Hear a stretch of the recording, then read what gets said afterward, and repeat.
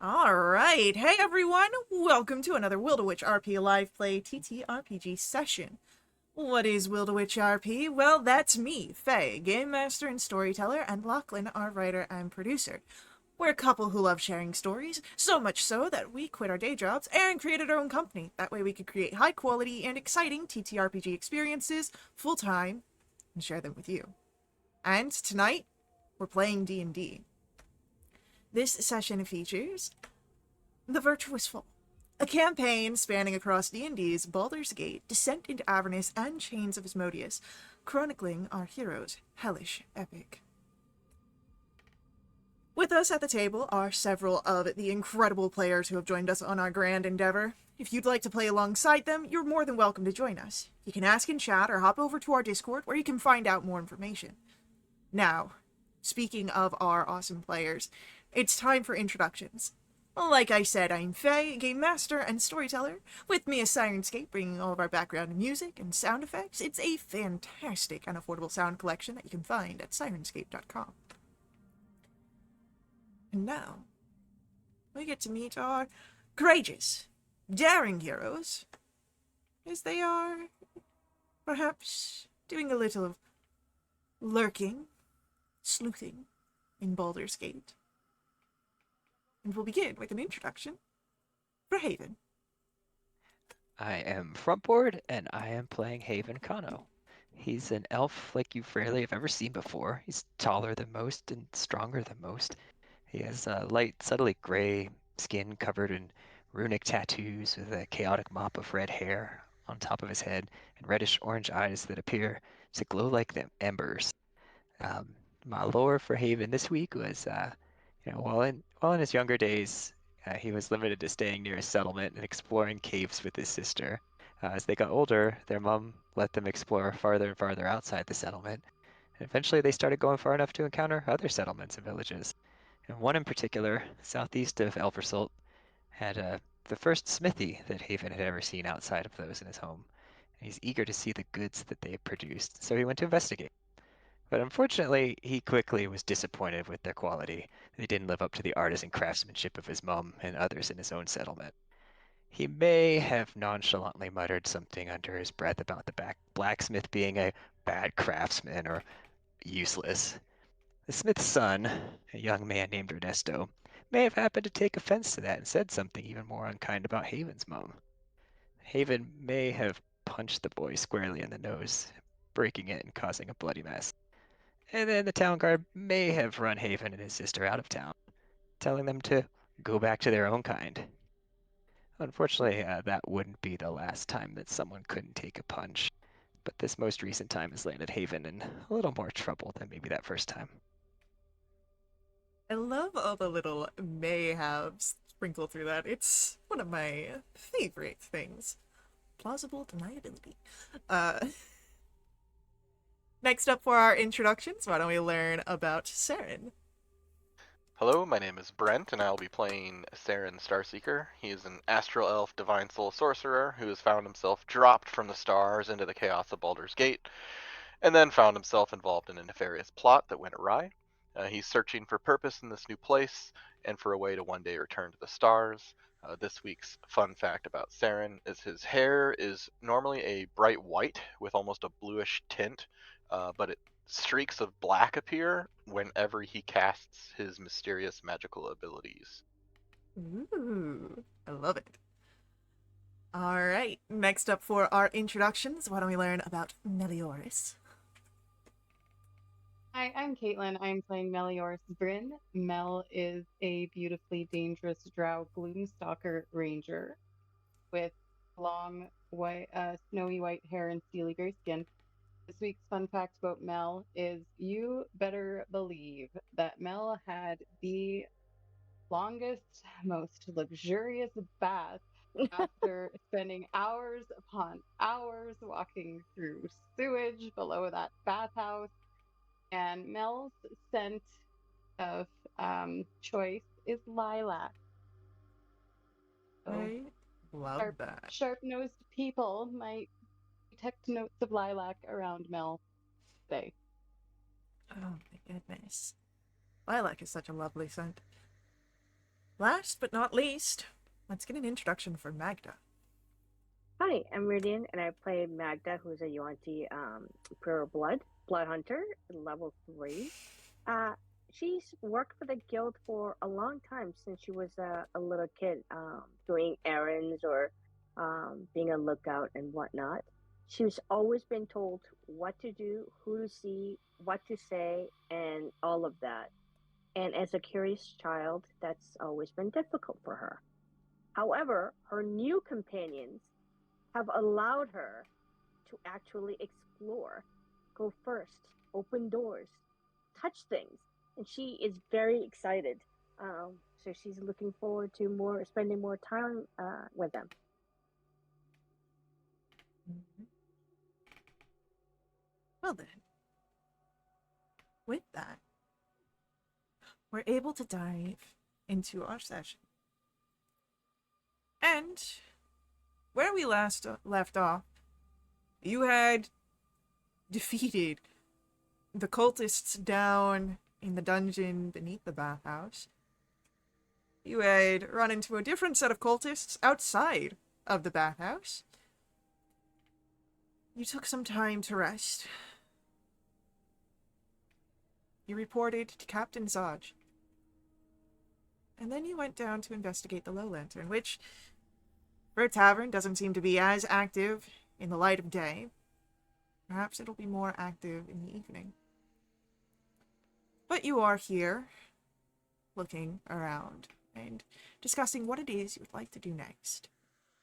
Whether you stay put, watch the tavern, or if you do some other investigations around the city. What do you do, heroes? Well, we've found the tavern. I'm not sure this is quite what I was expecting. Do we want to go in and have a look around, or is there another task that we would want to do before that?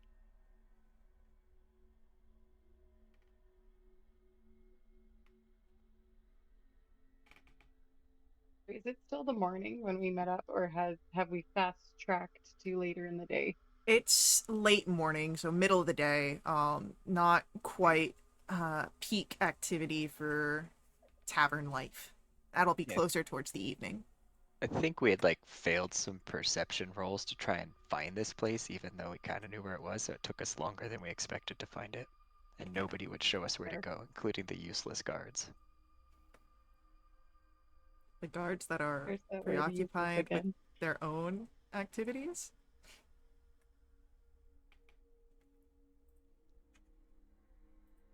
I mean, they're not tour guides. If only they existed in this city, right? Solve a lot of problems.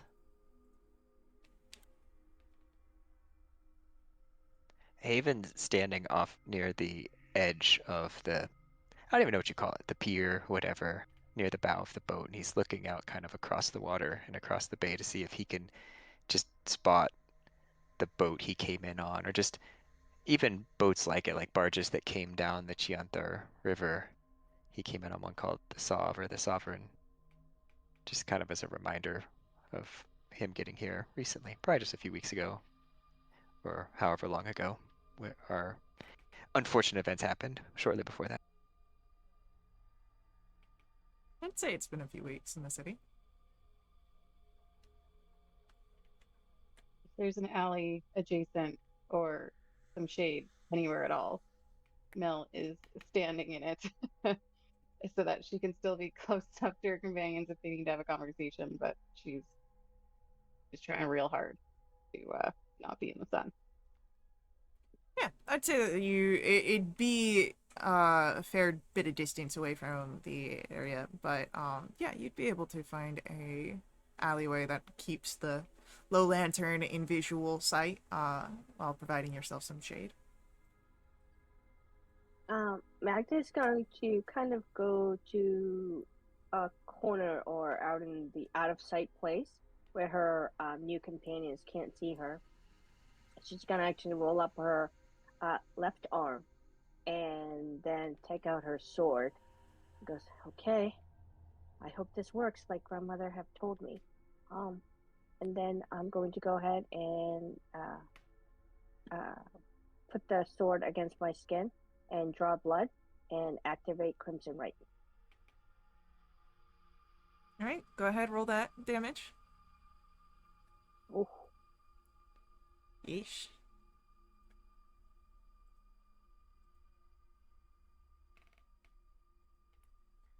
Saren's Do I gonna look have to? around. Do I have to say what type of damage it is now? I mean, it's 3 points necrotic damage, yeah? No, I mean when I actually. Oh, yeah, when you activate it, you have to choose what you're activating. Okay. Can I choose fire? Sure, if that's the one you want. Thank you. Saren, you were looking around? Saren's gonna look around. Now, where did everyone go? We all took off in opposite cardinal directions. Oh, Magda, do you know anything about this place? You've lived here. Yes, it's on a boat. Just kidding. Do I know anything about this place, Game Master? I believe that you have already rolled a history check to see if you know much about Below Lantern. You know of its existence, but not terribly much about the actual establishment itself. Oh yeah, that seems like right. I'm like, yeah, Sarah, no, I don't. Would I have heard anything about this tavern sailing down the river from upstream?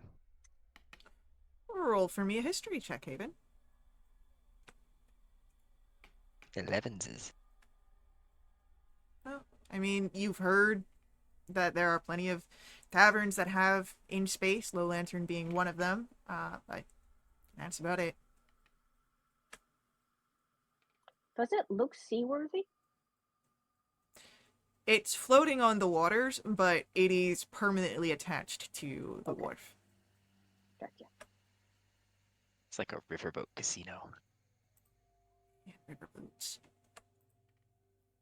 I'd kind of usher everyone else back to the alley where Mel is hanging out if she hasn't joined us. So, I think before we go in, we should agree on what our goal is here.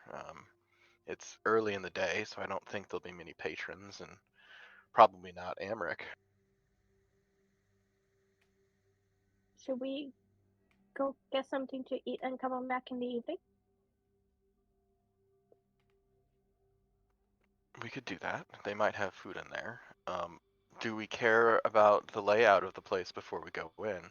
And also, what are we going to do when and if we find Amric? Kill him? Well, that's certainly on the table. It's a joke, Saren. Like, wow, I'm like, okay, we're cranking things up to 11 right from the get-go, I guess, eh? I'm a big fan of observing from a distance. Just my MO though. I agree with Magda. I don't know that we should be talking about it here outside the tavern when one of the brothers has invisible imp spies everywhere. Now they might be here already. They might have always been with us. I see they twiddling their fingers on stream. I love twiddling my fingers on stream. This means nothing. I'm just excited for you guys to do whatever it is you want to do. It'll be a great story. They did say that the imps mostly keep to the upper city, though, right? I think that's what Mortlock had mentioned. But who's to know? I think you're right, mostly, yeah. Well, we want to figure out what the mother of the family is trying to do, right? Send this city down the same path, whatever that was, of El Terrell. I mean, he said it was his brothers that were trying to frame him. I can't remember if they said anything about the mother or just that she really loved her sons and would do anything for them. Well, she's trying to oust the Flaming Fist and become the next Duke and take their place. And then bring the city down from within. Stay out of politics. That sounds about right. It sounds even darker than normal political machinations, doesn't it? In my town, if you wanted to be the leader, you just killed the current leader. It was much more straightforward than what they have going on here. Well, I think if she becomes the leader, then she wants to do the same thing to Baldur's Gate, whatever was done to El Terrell.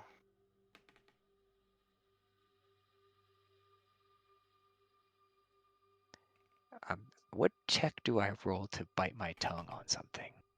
I would make that a charisma saving throw. We'll put the DC at 12. Maybe it needs to go through the same thing that Eltero is going through. Well, this does seem to be quite the dirty city. It could use a bath, I suppose, but not sure if they'd be bathing it in water or blood. Judging based on the bathhouse we were in, they're already bathing in water and blood here. You're right. This was an accidental but very applicable analogy. Well, do we want to take a quick look inside and just see if there's any other rooms or other ways to escape or enter? And then we can spend some time and wait for Amric to arrive? And see if they serve lunch. Sure, Magda, we can see if they serve lunch. Okay. Knowing the layout and the setup before we come back, I think would be helpful. When it's less busy, you can see more things. That'll be at least one advantage that Amric won't have over us. Saren will start walking the gangplank? It's a set of stairs. Yeah. So the main deck, what you have here, features wooden steps. They're almost as old as the ship, but the ship is definitely older. It climbs up to the main deck with more steps on there that lead up to the forecastle and the aft castle. And then another set of stairs that descend into the ship itself. There is a padlocked wooden hatch. It's been fitted with windows. This acts as a skylight for the deck below, where you can kind of see it looks to be the tavern proper, with some of the tables that have been set out. There are 4 dead seagulls that lie on the deck, and quickly you hear, as you approach, 2 ravens squawking at you from up on the crow's nest. It's about a 40-foot climb of the ship's rigging. Do they look like fresh kills? Would you like to make a medicine check? Ew. 9. They've been dead a few hours, maybe a day. Hard to say for sure. And the crows are not eating it. Okay. Ugh.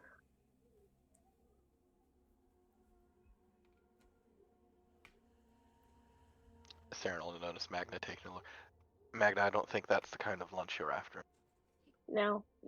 I'm gonna go ahead and check up here and let's see if there's anything like we should know.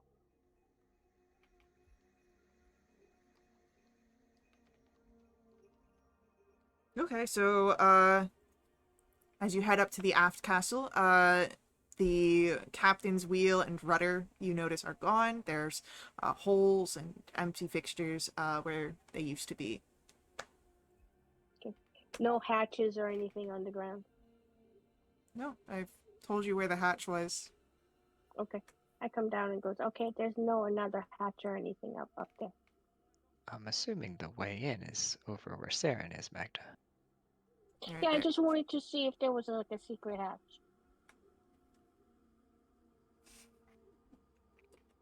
Looks like it's just one way, and then I mean, you could jump in through the padlocked windows. I don't recommend it, but you could.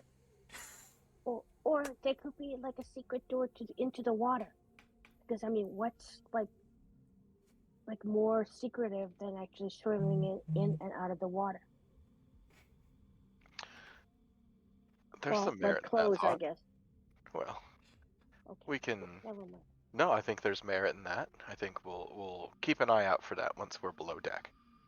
Okay. Good thought, Magda. Thank you. Theron's gonna walk down the stairs. Right. As you walk down, give me just a moment to reveal the next area.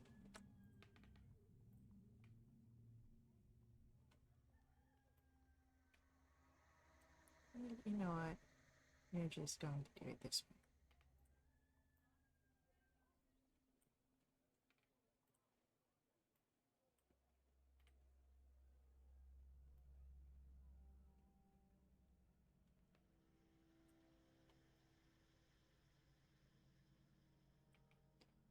So, the immediate area that you enter down is this small area that turns. You have a door off to the right-hand side as you enter down, but it opens up into the tavern proper.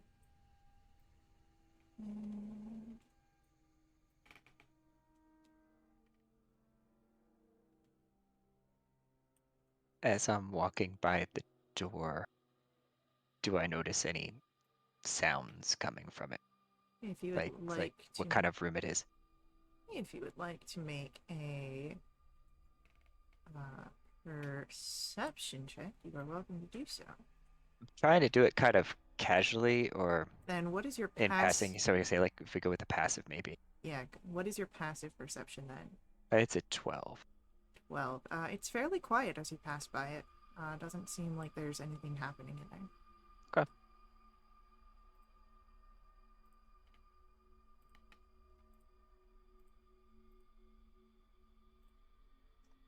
Is there a barkeeper? There is a barkeeper. It's empty. Just us. No, hold on. I'm just messing. Are those cozy chairs behind that bar? No, those are barrels. Oh, those are barrels. Yeah. Zoomed out, it looks kind of like a lazy boy. You've got a bartender there, and then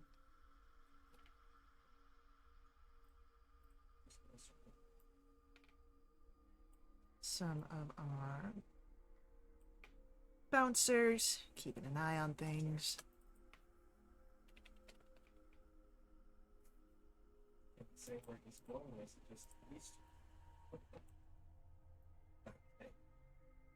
And a few people that are starting their day drinking. Again, it's early.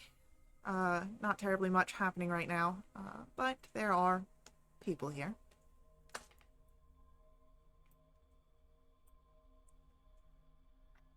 Shall we find a seat? I'm not sure. Are those another set of stairs in the middle of the room? Yes, there is a set of stairs here as you enter into the tavern proper that leads down to another portion of the deck, another lower portion. Saren will approach the barkeep.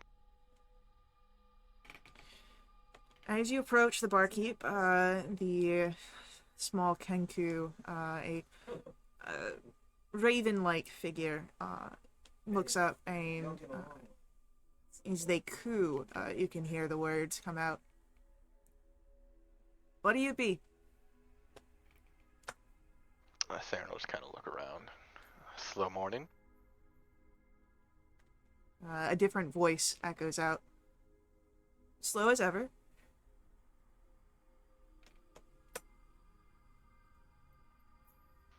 Saren just kind of absorbed that for a second. Probably the first time seeing a Kenku. Okay. Is it open seating?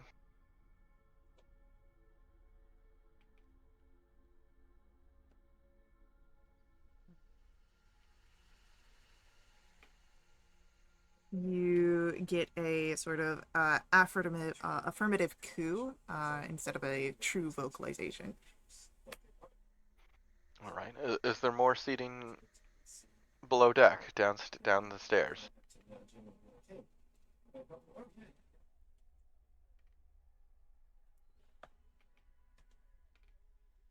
Uh,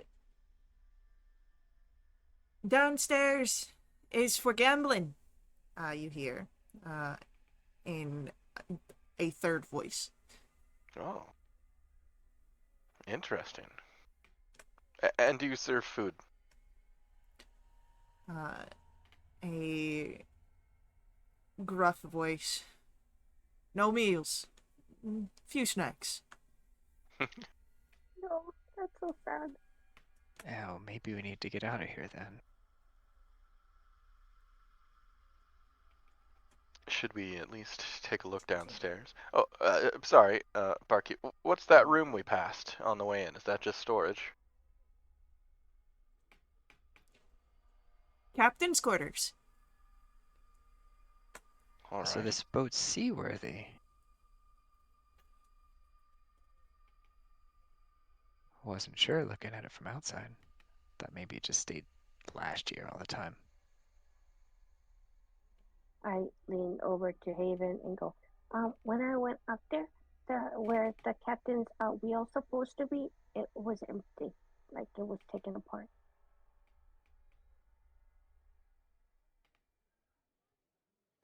Okay. Maybe they can sail it some other way. Oh, Maybe it's just the manager's office.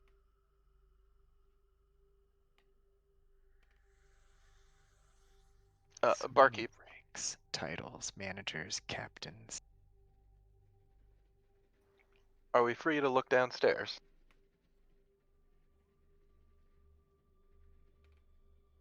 You get a response. It's a very sort of muttered, whoever spoke this originally. Nothing's ever free. Ain't that the truth? But it doesn't seem that you are being stopped from exploring further. But given the fact that the lower deck is primarily for gambling, might be there might be some bias. As this conversation was taking place, can I make a vibe check to see if there's been any reaction or special attention being given us by any of the other people in the room? Yeah, give me an insight roll.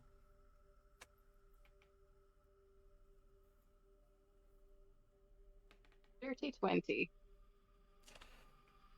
20. With a 20, you know that you have been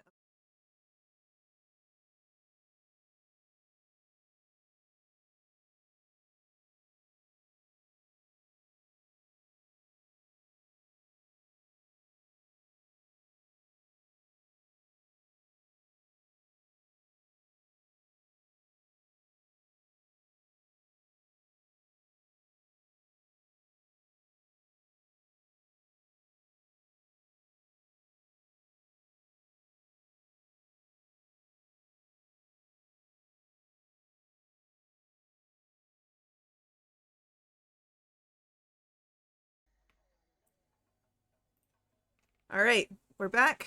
Hopefully our tech gremlins will behave. But I believe that as Haven was getting some bar snacks, Saren was heading down to check out the next level. Heading downstairs. Okay. I do put my copper on the bar, and I'll take the snacks. Hold one for myself and hand the other to Magda. thank you. I'm gonna stay at the bar here while Saren goes downstairs. Mel will accompany Saren. Yeah, I stay at the bar.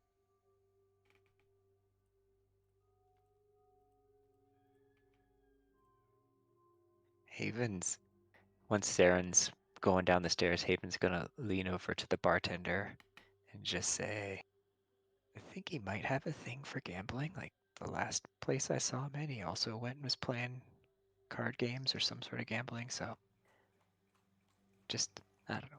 Hopefully you have his game down there. And this week's hidden fun fact about Zarin. Right? His gambling addiction. Got a bit of a problem. The barkeep just sort of, with a shake of their head,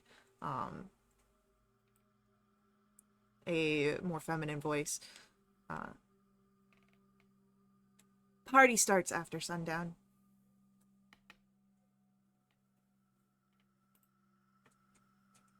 Figured that was probably the case around here, but I'd heard about your tavern a little bit when I was on one of the boats coming down the river and thought I'd just come over here and see what it was all about. Had some time to kill today.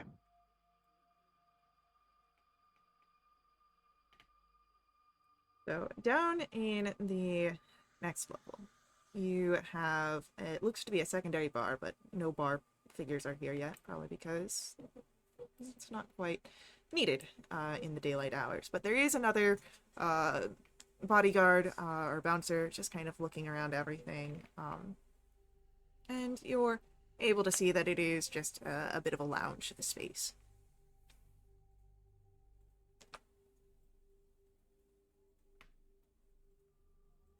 No other patrons.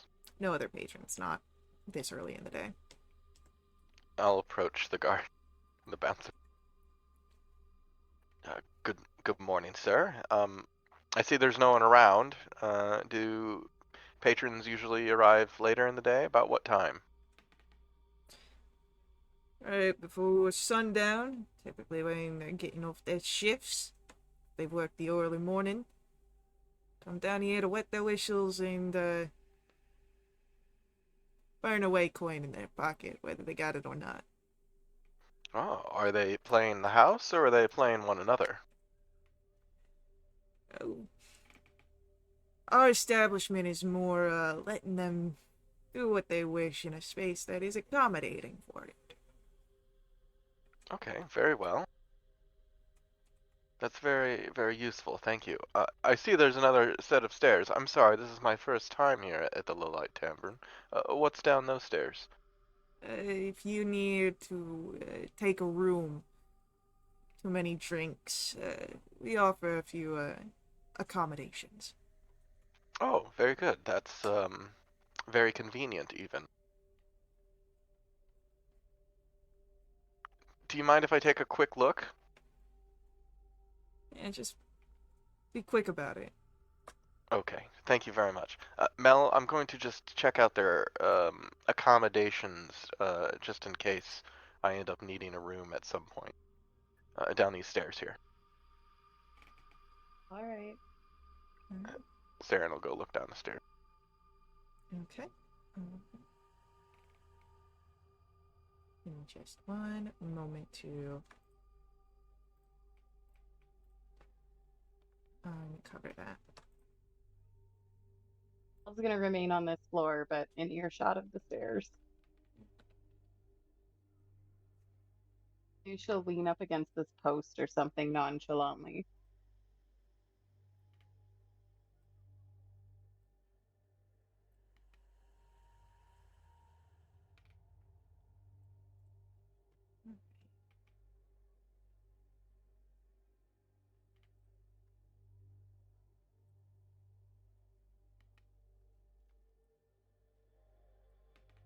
What's the teeny tiny one?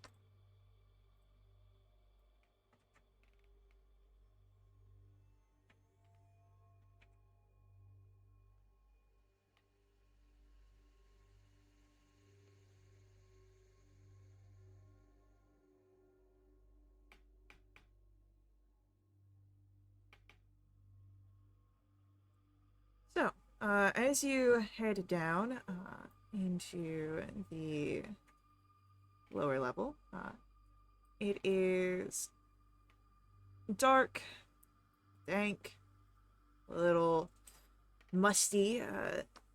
You can see it is prone to leakage down here. There are a few puddles, but the area smells of vomit and urine. You can hear the sounds of drunkards that are sleeping off last night's hangover. And yeah, there's a few cots that have not true doors, but just curtains that you can pull in front of them. A couple of hammocks at the far end that serve a similar purpose, but it does seem that there is a door, a guest cabin, of course, as the accommodations perhaps for a high price.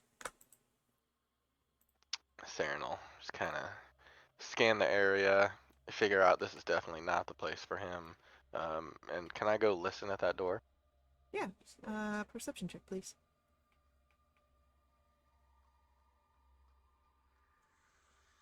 11. You don't hear anything. Can I gently try to open the door?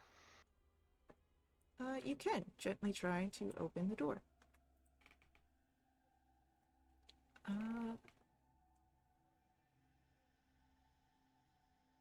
As you are able to gently turn it, it does not seem to be locked. I will open the door and take a look. Okay.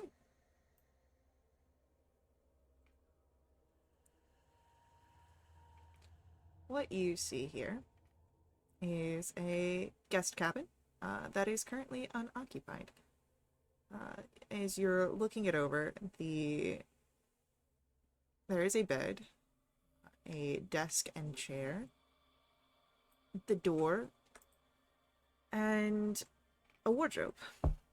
There's an oil lantern that hangs from a rusty hook that has been bolted to the mast. Looking around, you can see that the lock on the cabin door has rusted to a point of uselessness, but it is at just about the right height that the desk chair could be wedged underneath if someone was desiring some privacy. Thinking back to what Magda said, can I check to see if there's any false panels that would allow someone to escape down underwater? I assume we're under the water line at this point. Oh, yeah. Give me an investigation check.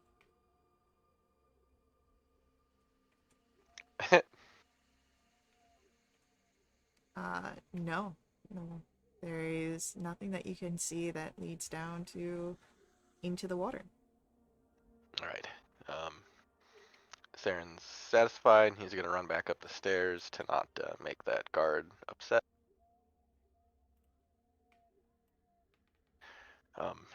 He'll say to Mel, not really my style of accommodations down there. Pretty soggy. There is a private room down there, though, that doesn't really lock, but there's probably a way to barricade the door if someone wanted to. I'm not surprised by anything you just said. Fair enough. Well, let's make our way back up. Yes.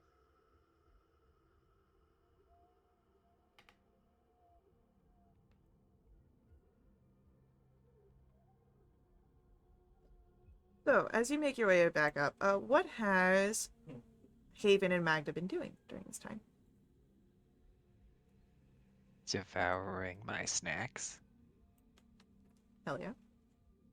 So, like, Haven, have you ever had the snacks called pepper poppers? And they're like snacks like that too, and they're like hot, and inside there's got like cheese in it, and then they fry it. It's really good. I don't think I have, but it sounds good. Pepper poppers. Okay. Where in town do they serve those? Oh, in different places. This place don't serve it, but it's like an appetizer.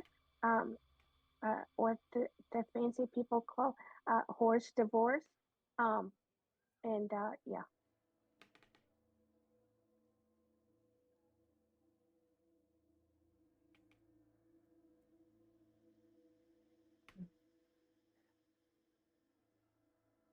I would say it's during this conversation that Mel and Saren return. Sarah, the barkeep here says that the party doesn't start till sundown. Yes, I believe I was able to confirm that. There's not much going on at the lower decks. Nice lounge gambling space one deck down, and below that is some modest accommodations. Good to know. Maybe I can stay here if my current accommodations don't seem fitting anymore. Saren's gonna give a little side eye at the Kenku and just definitely keep your options open, though.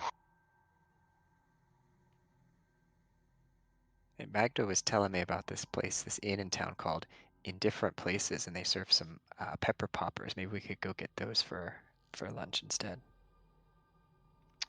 Sure, if I don't think we have anything else to check out here at this moment, unless we're able to take a peek at those captain quarters. And that would be directed to the Kenku. You would hear the nearby bouncer. Yeah, go ahead, try it.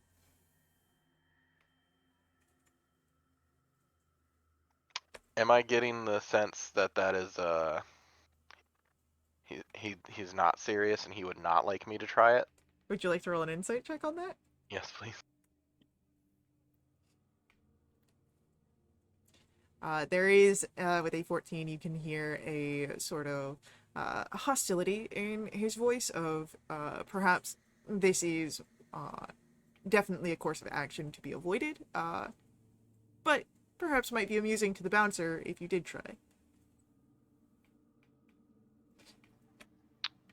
And sir, what would happen if I were to try? You'll meet the business end of my fist. Well, I would very much like to avoid that. No offense. Perhaps then you shouldn't try it. Sounds like we've got a deal.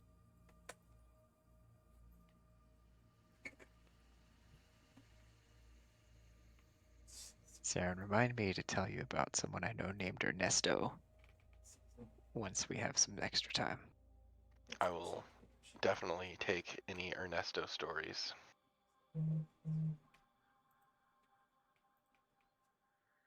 Well, if your snacks are complete, we could go find something more substantial and buy some time until the party gets started, right, Mr. Barkeep or Miss Barkeep? You just get a shrug out of the Kenku. Outstanding. This is my favorite character. Love Kenku. Well, Magda, would you like something more to eat? Yeah, this was good, but I'm kind of hungry for like a meal. Sounds like you have Thank you, Haven. Haven, by the way. The snacks were really good. Sounds like you have Haven interested in something specific. Would you like to Oh. lead the way, Magda? Alright, so, um, sure, okay. Although if we see anything on the way, we should probably check it out. Sure. I think you have the most experience here in the city, so we'll follow you. Okay. So Game Master, Yeah. can I lead him to the nearest like food market with like food carts or like a sit down like place where we can eat, but nothing fancy. Yeah, there's a few taverns that you can find to sit down and eat. There's not really like a market where there is just particularly food stalls. There, of course, a few that are interspersed, but there's not like a sit down, set it up kind of vibe. But you know of some fairly cheap taverns that sell middling quality of food. Oh, that's cool. Now we go there. Okay, yeah. And I'll just do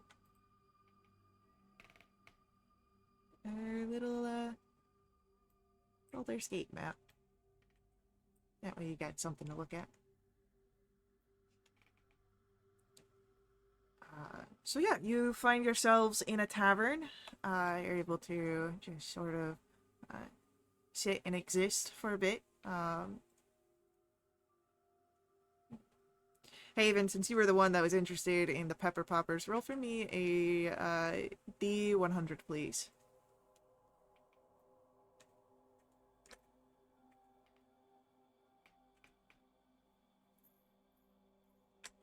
'86. 86. All right. That is a high number. But unfortunately, it does not seem that this location has pepper poppers on their menu.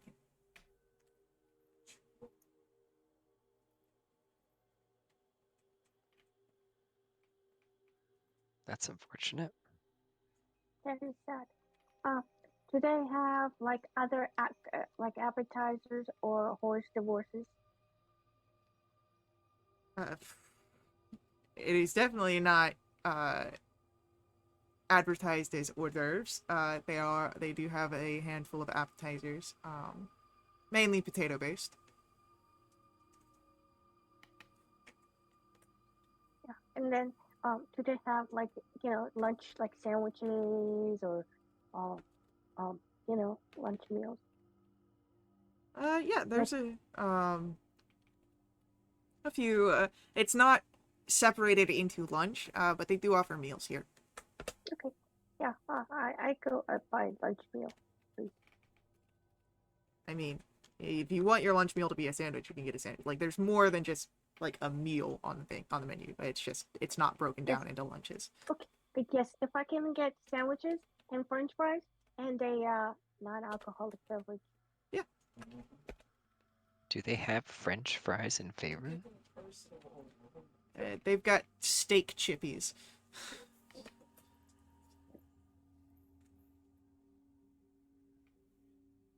Too much to ask if this place has like a mushroom risotto. Roll for me at D100. Okay, now you're making me real hungry.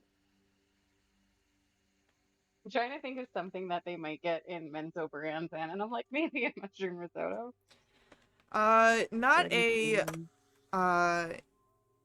a full mushroom risotto, but they do have stuffed mushrooms on the menu.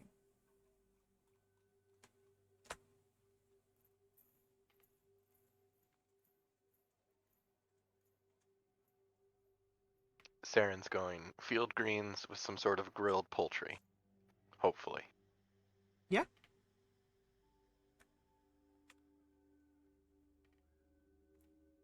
Easily done.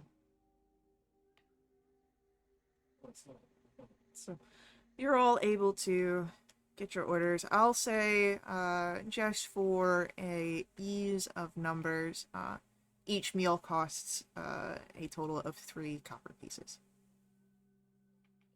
Again, you're in a middling quality. It's not the best, but it also ain't the worst. I was just looking for like some simple soup and bread. Yeah. It's got it. Good. Potato soup? Yeah. We'll say potato soup. Perfect. Is this a packed establishment? No, it's got other people in it, enough that it shows that people come to the establishment, but it's not like people stacked over each other. Is it vacant enough for private conversation? Yes.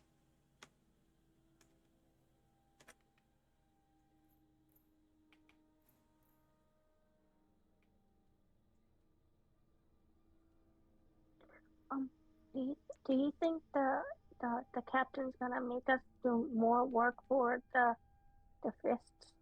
Like, or do you think like if we do this, we're all clear?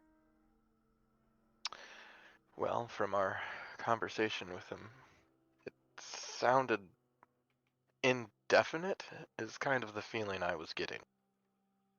Oh, nuts! That doesn't sound fair. I think he's gonna milk it for all it's worth. Yes, I agree. I think there's some sort of arbitrary, you've done enough limit, and who knows when we're going to meet that. Or if we can even meet it. I'm afraid we don't have much choice, though. How big is this Fists organization? They seem pretty prevalent here.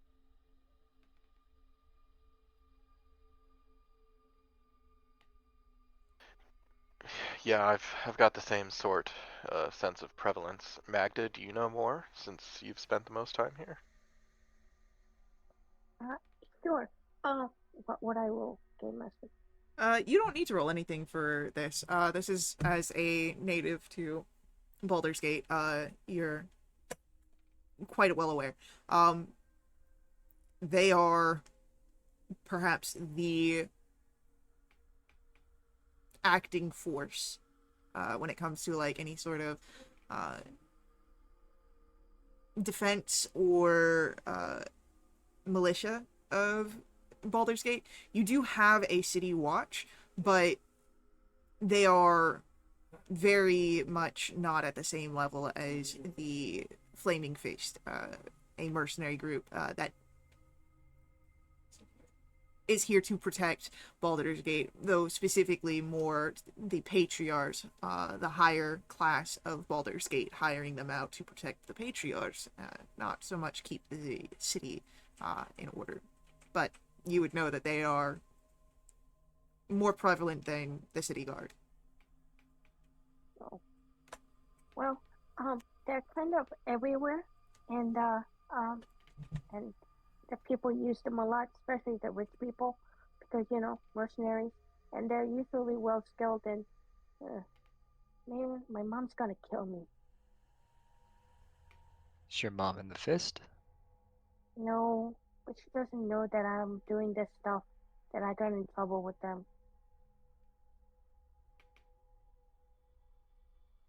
I was hoping to keep it a secret and then just, do whatever was necessary for, a few days and then be done, you know?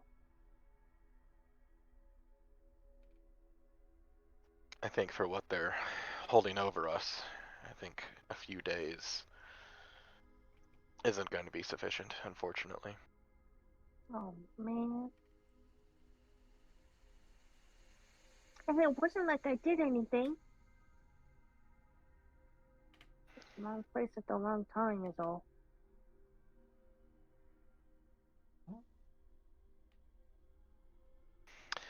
Circumstances certainly weren't ideal for any of us, but here we are regardless.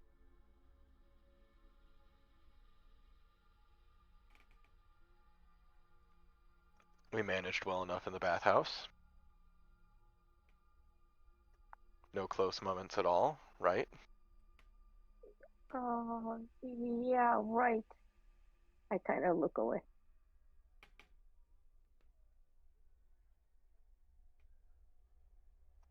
Haven, is now a good time for your Ernesto story?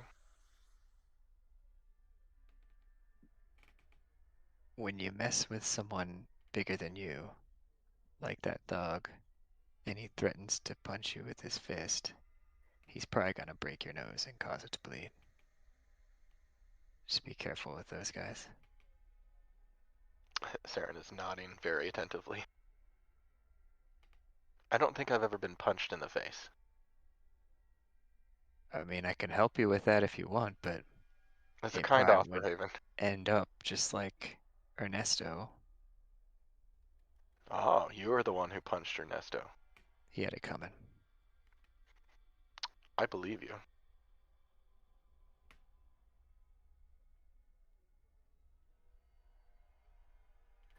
Once we find Amric, are we going to smuggle him out of the Low Lantern Tavern? I think Mortlock had mentioned that his life would be a valuable bargaining chip with their mother.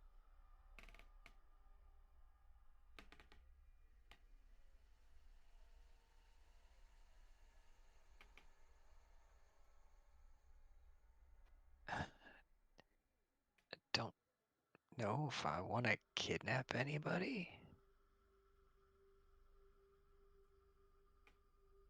Perhaps threatening him might be sufficient.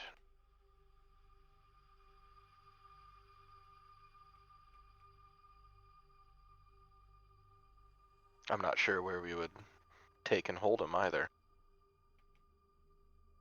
Yeah. Or for threatening to work,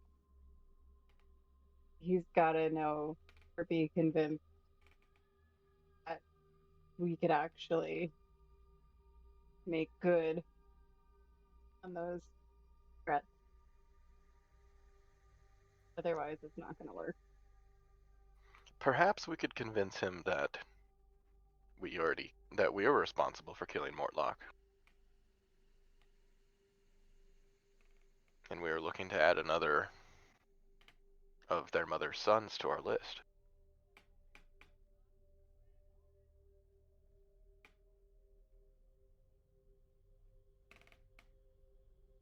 If he's the one managing the money, maybe that's what he cares about most. Was he the money one? I think he's the money one. Faye, is he the money one? Emmerich is the moneylender. Yes. And then Thirstwell was the one with the spies. Thirstwell is the spy who runs the bathhouse. Right? Yes. Thirstwell oversees the bathhouse. Amrick's the moneylender. Mortlock is the one that they were trying to off. Or so he claims. Or so he claims. However, I think if we don't hold him, I'm not sure what leverage we would hold over the mother in negotiations. I have a question. Yes, Magda. Negotiation for what? What do we want the mother to do? Well, presumably not send the city into chaos. Oh,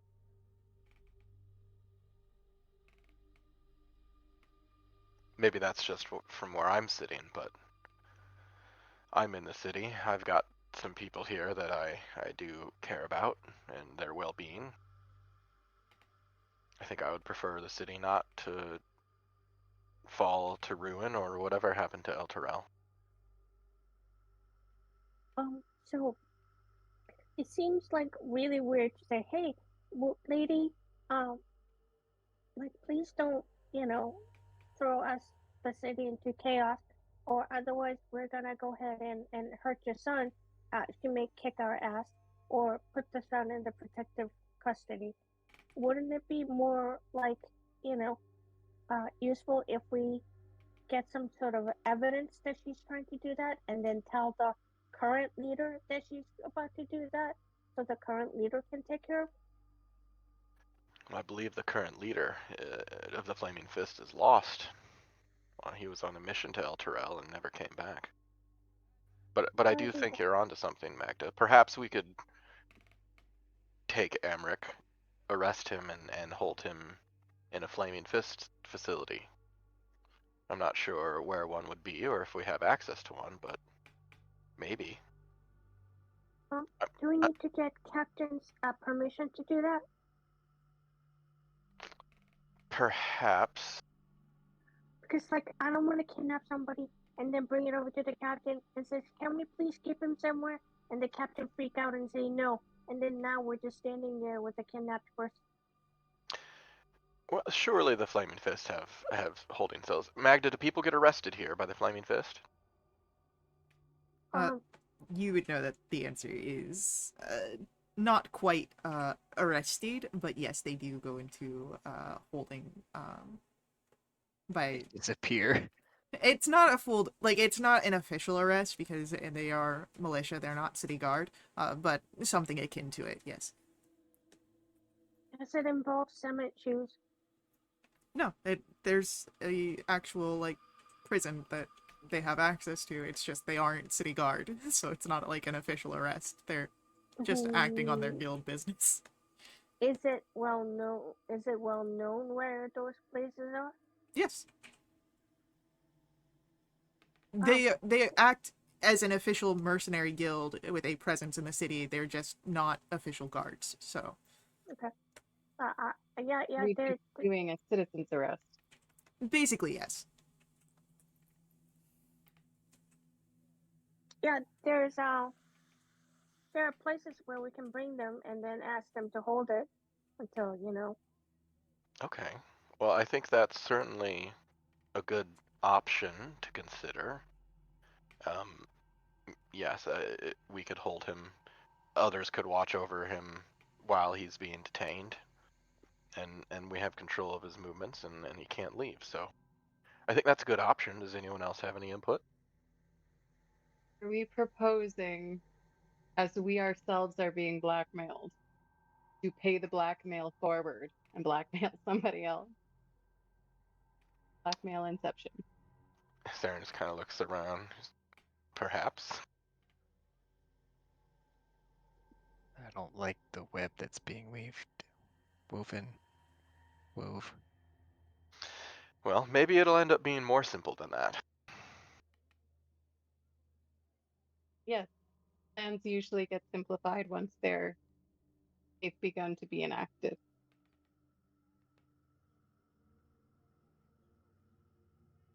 Okay. So for tonight's plan, is it that we wait until it gets dark and it gets busy, we go down there and then kind of check it out and observe? Well, we've scoped the layout of the place. I think the longer we wait, surely they're going to know about the bathhouse, and if there's imps there, they might know about us. They might even be waiting for us. So I'm not sure if we need to wait another night, since we've already scoped the place.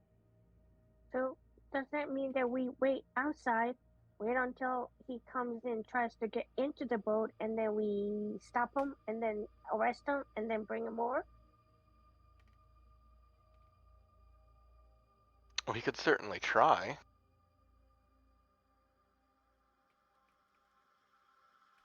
Do you even know what he looks like to stop him when he gets to the boat? Maybe he looks Oh, like Mortlock. Or maybe not. He may...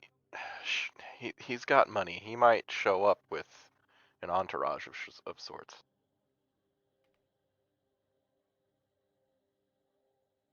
I doubt very much he'll be alone. well, if we fight in the boat, then we have to deal with the bar people too, right? Oh boy. Okay. Perhaps... What sense did Mel get when she was in there of the capabilities of the bouncers in relation to this group's skills? Was she threatened by them? I mean, they weren't actively being hostile except for that one moment where it looked like you might have been going for the captain's quarters. Um, but they do seem capable. It's not like they just randomly hired people off the street. They seem well picked for their duty. Um, unsure to say if they'd be ones to jump into personal business during the ship, or if things are a little more loose, as they might be in some other establishments here in Baldur's Gate.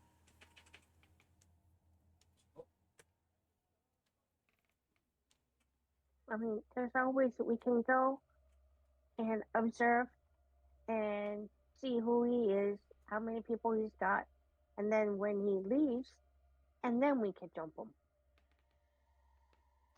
That's another great idea. Taking him outside of the boat simplifies things.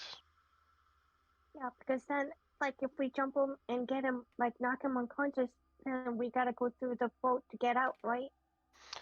Well, we can always flash our badges and state that it's official Flaming Fist business, which isn't a Oh lie, boy. but whether that will And work. so I think we gotta minimize witnesses. I'm all for waiting until he leaves, following him. and trying to nab him then. Okay. So we go in. Should we speak with him before he leaves? Maybe we can convince him to come with us willingly, or should we just go for the ambush?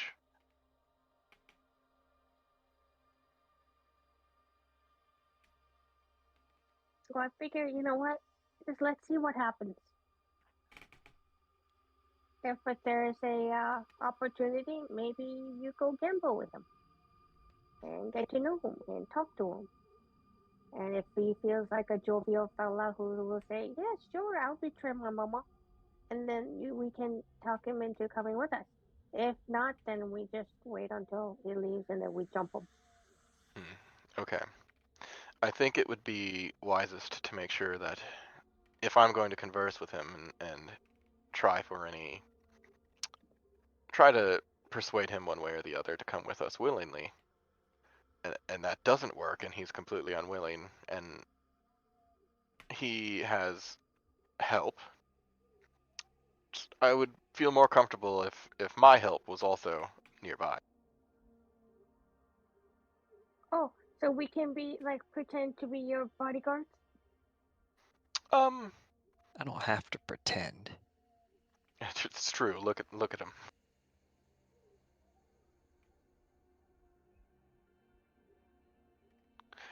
We can play it by ear, but at least if you all are within visual range, I would feel most comfortable. Oh yeah, I think definitely because we want to keep an eye on you and make sure you're safe, and you know, and also, um, I hope I'm not being inappropriate. If I am, I'm sorry, and please stop me. But you know, Mel's kind of she's beautiful, and like maybe she could be your partner, or maybe she can like flirt with what's his name, and then distract him and whatever. But that's just I don't know. A What voice if he kind of doesn't popped up even like in my head. women? Well, then you're a very good-looking, handsome man. Um, maybe he's into gruffy, I'm just strong man giving you a type. hard time, Magda. Oh, okay. All cards that perhaps we can hold in our hand and see which one we want to play as the conversation goes through. Haven makes a mental note of Saren making another gambling reference. I'm gonna push this gambling addiction on you whether you like it or not. I'm just kidding. It's really funny.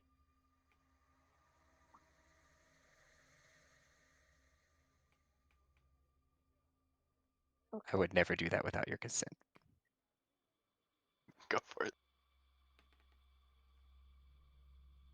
Just saying that as characters, you're allowed to develop opinions of your party mates. This is true.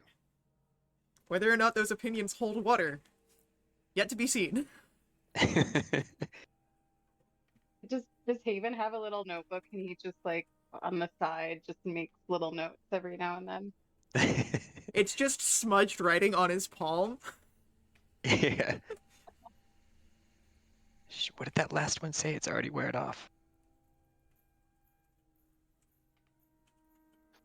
Well then, I think we have some preferred avenues to approach this, and some other options along the way.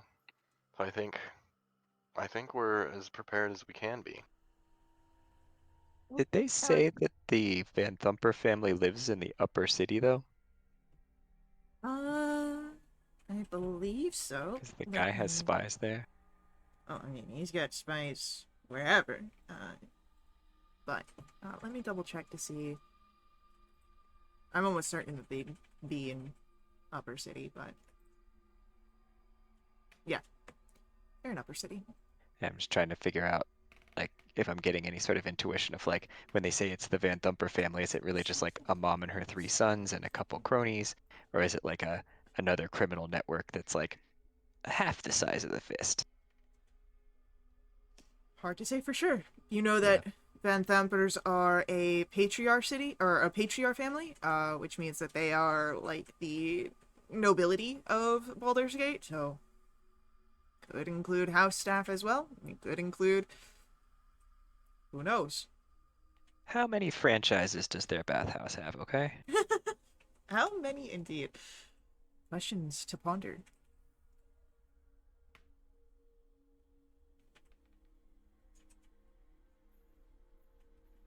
Well, are there any other stops that y'all would like to make before we pass the time for the sun to go down?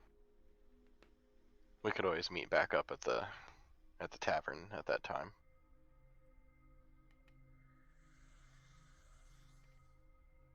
Hey, if things are gonna start getting rough around here at some point, I'm gonna need some better protection.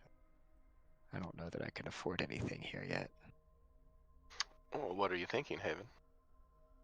It's just some sort of armor, whatever, protect me a little better. I have never even considered of wearing such a thing, but do you know approximately the cost of something like that? I mean, what my people make is priceless. These amateurs, I don't know. Well, I'm certainly happy to contribute in exchange for you standing in front of me. Haven's eyes narrow a little bit at that. Theron's looking very hopeful.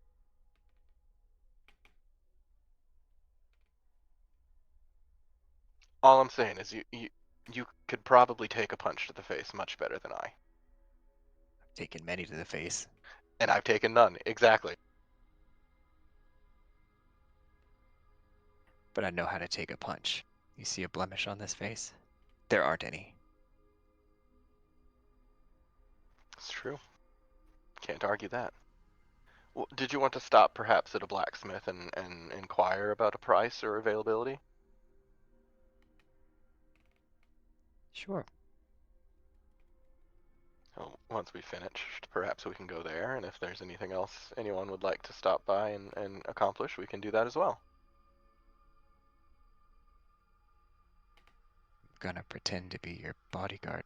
Be your bodyguard. Gotta at least look the part, right? You'll get no complaints from me.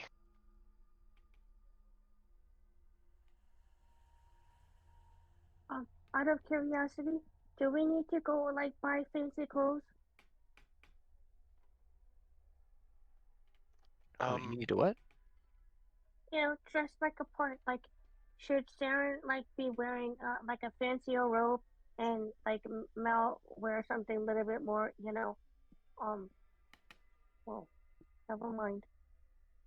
Well, the place certainly isn't fancy, and ultimately we're going to be representing the Flaming Fist. Oh, okay. I forgot we're not going undercover.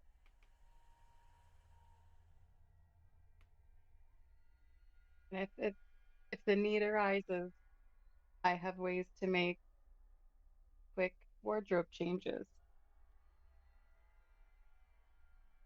Oh, like her eyes get really big. I'm gonna be learning so much from you guys. Well, I feel like I've learned so much about the city from you already, Magda.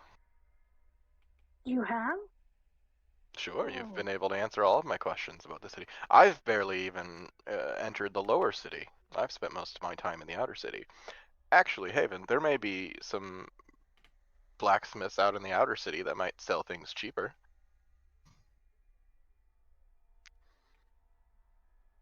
Outer City Function is over fun. form. As long as it works. Well, they haven't. The less fortunate have a knack for making things work. Say, do I know how, like, Outer City? Yes. You know, Magda has gone out there, done, errands and things like that, so she's familiar with it. Does she know, is Flaming Fist also work out there? If not, how are they perceived as in Outer City? They are. Outer City is still Baldur's Gate, so they're still the Flaming Fist, but they don't.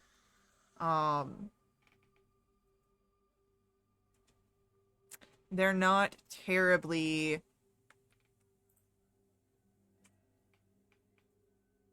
pushed into outer city, just because of the god damn it.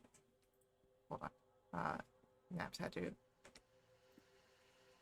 restart. Alright. It's back open again if anyone lost their map.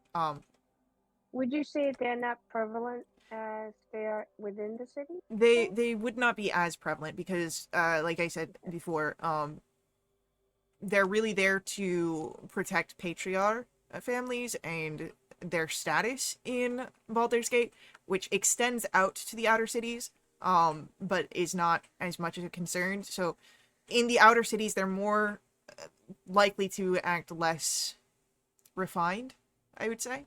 Ah, okay. Gotcha.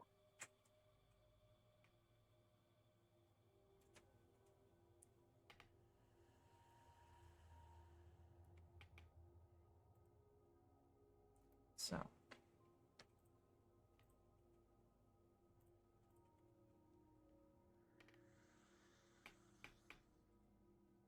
Well, should we try and find a blacksmith in the outer city and then see what they have to sell?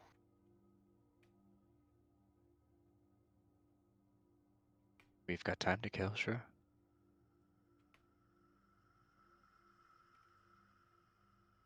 That was not a murderer pun. It could Saren's have making been. notes. Saren's making notes about Haven.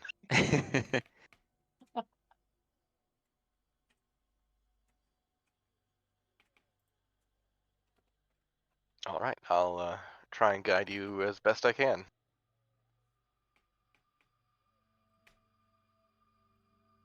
Mel follows, but, darting from shadow to shadow where possible. Yeah, totally.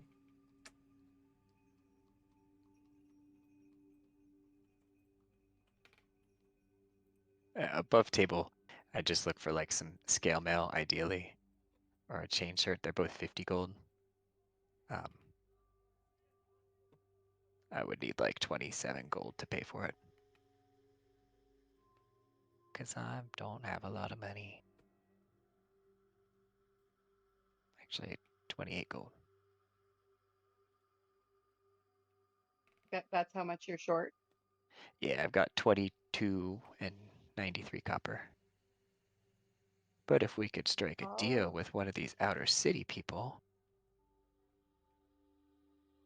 We'll make it work. Can spot you some. I don't want to force you guys to have to do a half-hour shopping episode either if we don't want to. I just want some armor.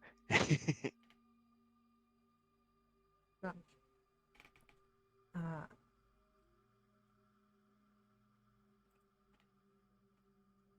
where do you head after lunch?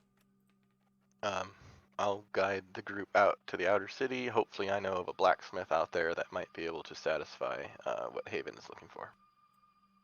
Can we get to the outer city or are the gates closed? The let me double check here. I think it's just a process getting through the city, but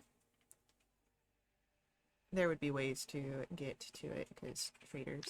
Flasher badges, right? Yeah.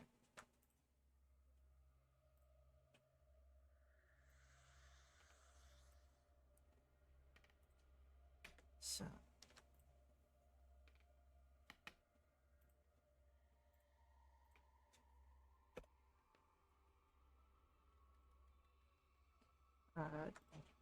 Should be getting a picture here, chat, for a question that was answered or asked. But yeah, as you guys are moving, go ahead, roll for me, Saren, a history check, please. It's a big 7. It is hard to find a specific figure in mind. Typically, you don't need armor, but a bit of conversation can get you to a blacksmith.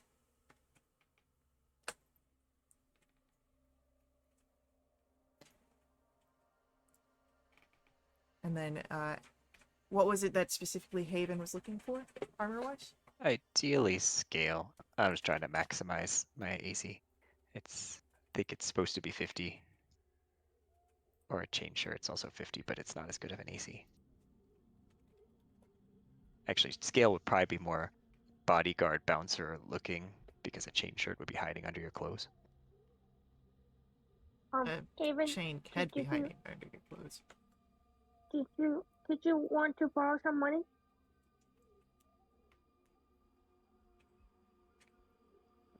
I mean, I can. I think between the four of us, we'll have enough overall. Yeah. I'm more than happy I'll to lend you contribute. some money. Yeah, man. Well, just let me know how much. So, approaching the smithy's shop, you hear that there is the hammering away, and you can see a older woman sort of wiping her brow at an anvil with a hammer. You can see that she's got a few things already on display. Not terribly much in the form of armor, but she does seem, or not armor, weaponry, but she does seem proficient in armor. And she looks up. What can I do today? Repairs? My companion's looking to make a purchase. She looks over you. You can see a sort of recognition in her eyes, almost, Saren. And then she'll turn over to you, Haven, who's been motioned towards, and what are you looking for? Looking for some armor, some extra protection, maybe like in the scale range. Used set if you have it, just something to give me a little more protection against some hits. Expecting maybe to take a few blows from people who are hostile. Yeah, I've got a set. Needs a few repairs real quick. Might need to be properly sized to you, but I'd be able to make a trade for it. Yeah, Coin I if had all you've my got it, tools, but could definitely fix it up if I had my tools and the time, but we are in a little bit of a crunch, but if you can take care of it with your tools, that would be great. I could do it. Don't work for free, now. What would something like this normally cost?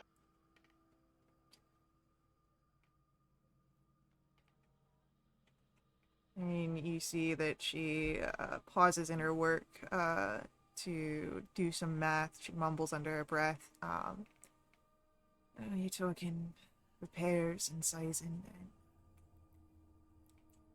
probably,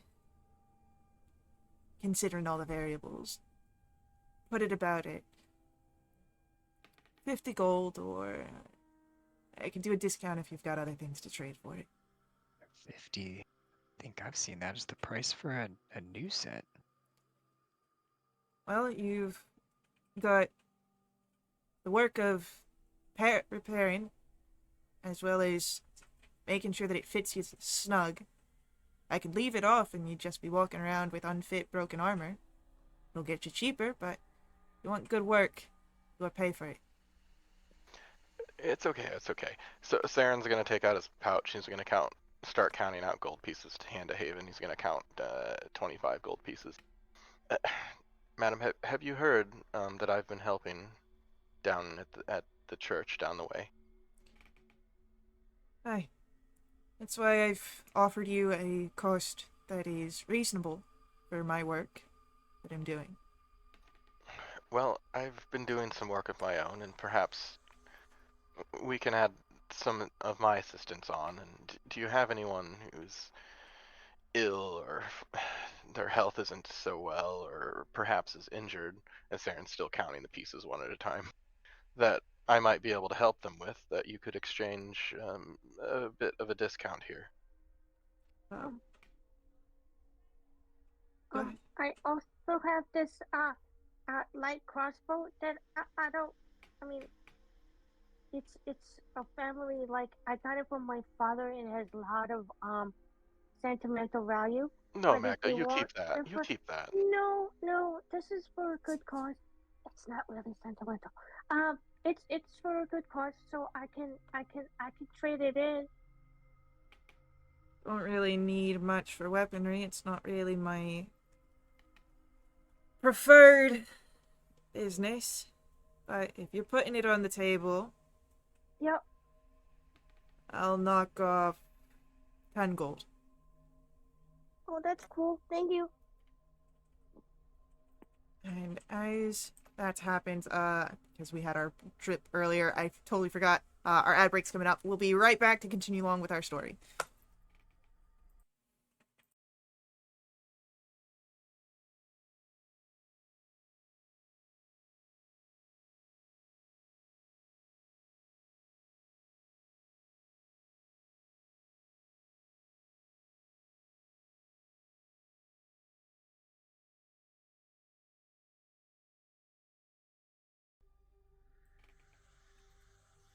All right, we are back in action, and as we are returning, you are doing some bartering here. I would like, Saren, as you've been offering your personal services, to roll for me a persuasion check.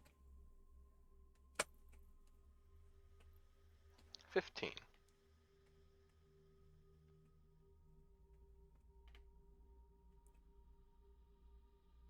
All right. Yeah, we may be able to cut a deal if you're able to provide some help. Of course. Is there something in mind? Do you know someone who's injured that might need to be that I might be able to take a look at?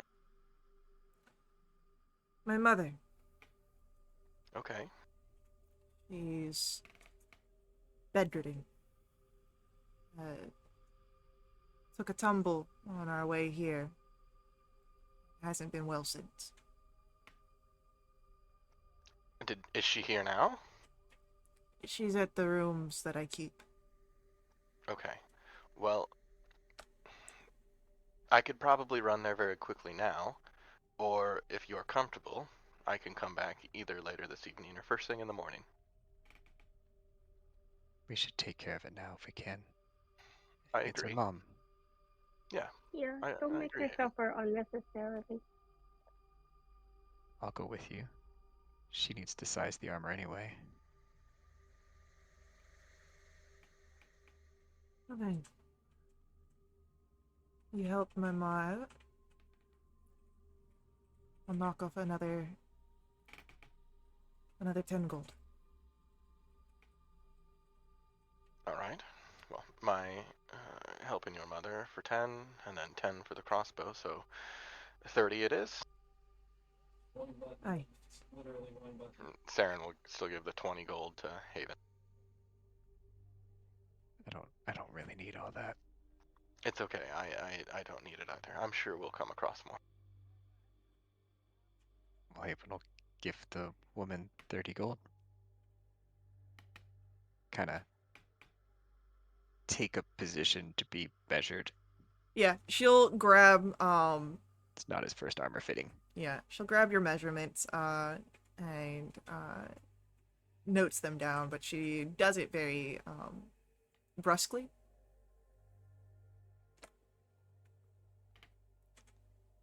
Used to that. But she'll give the directions to Saren for the rooms that she keeps out here in the outer city. Well, we'll head there now then, and perhaps by the time we return, the resizing and repairs will be complete. Shouldn't be that long. It's not hard work for someone of my caliber. That sounds excellent. We'll be on our way, and we'll come back. Maybe your mother will even feel good enough to come with us. Maybe. All right, we'll go find your mom. And what was your name? Name's Saga.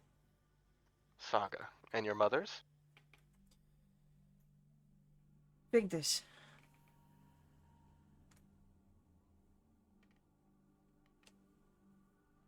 Then I'll go see to your mother, Saga. Thank you.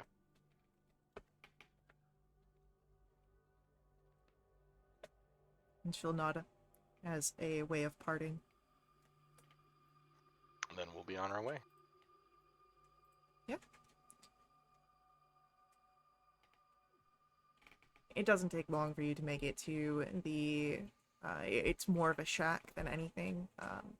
Barely a room. And there is the open window to allow for the daylight and breeze to come through.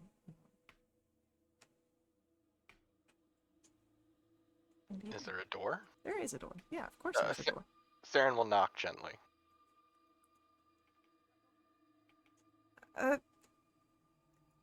That's not you, Saga, is it? Through the door. No, my name's Saren. I've come just from Saga's smithy, and I come from the church as well.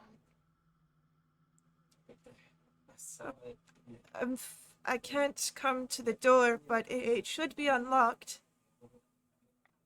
Okay, I'll come in, and I'll enter. Yeah, you see a woman. There is a singular bed here in the single room shack. She's in the bed, having plenty full of pillows and blankets to assist an older woman, older than Saga. Looking around, you would notice that there is a cot on the other side of the room, very bare, with a single blanket and a single pillow. It seems that Saga has put her mother up in the more comfortable positions. A low burning hearth is lit, perhaps so that way it is easily reignited when Saga returns in the evening for any meal cooking, rather than actually warming up the space. And the woman, it's,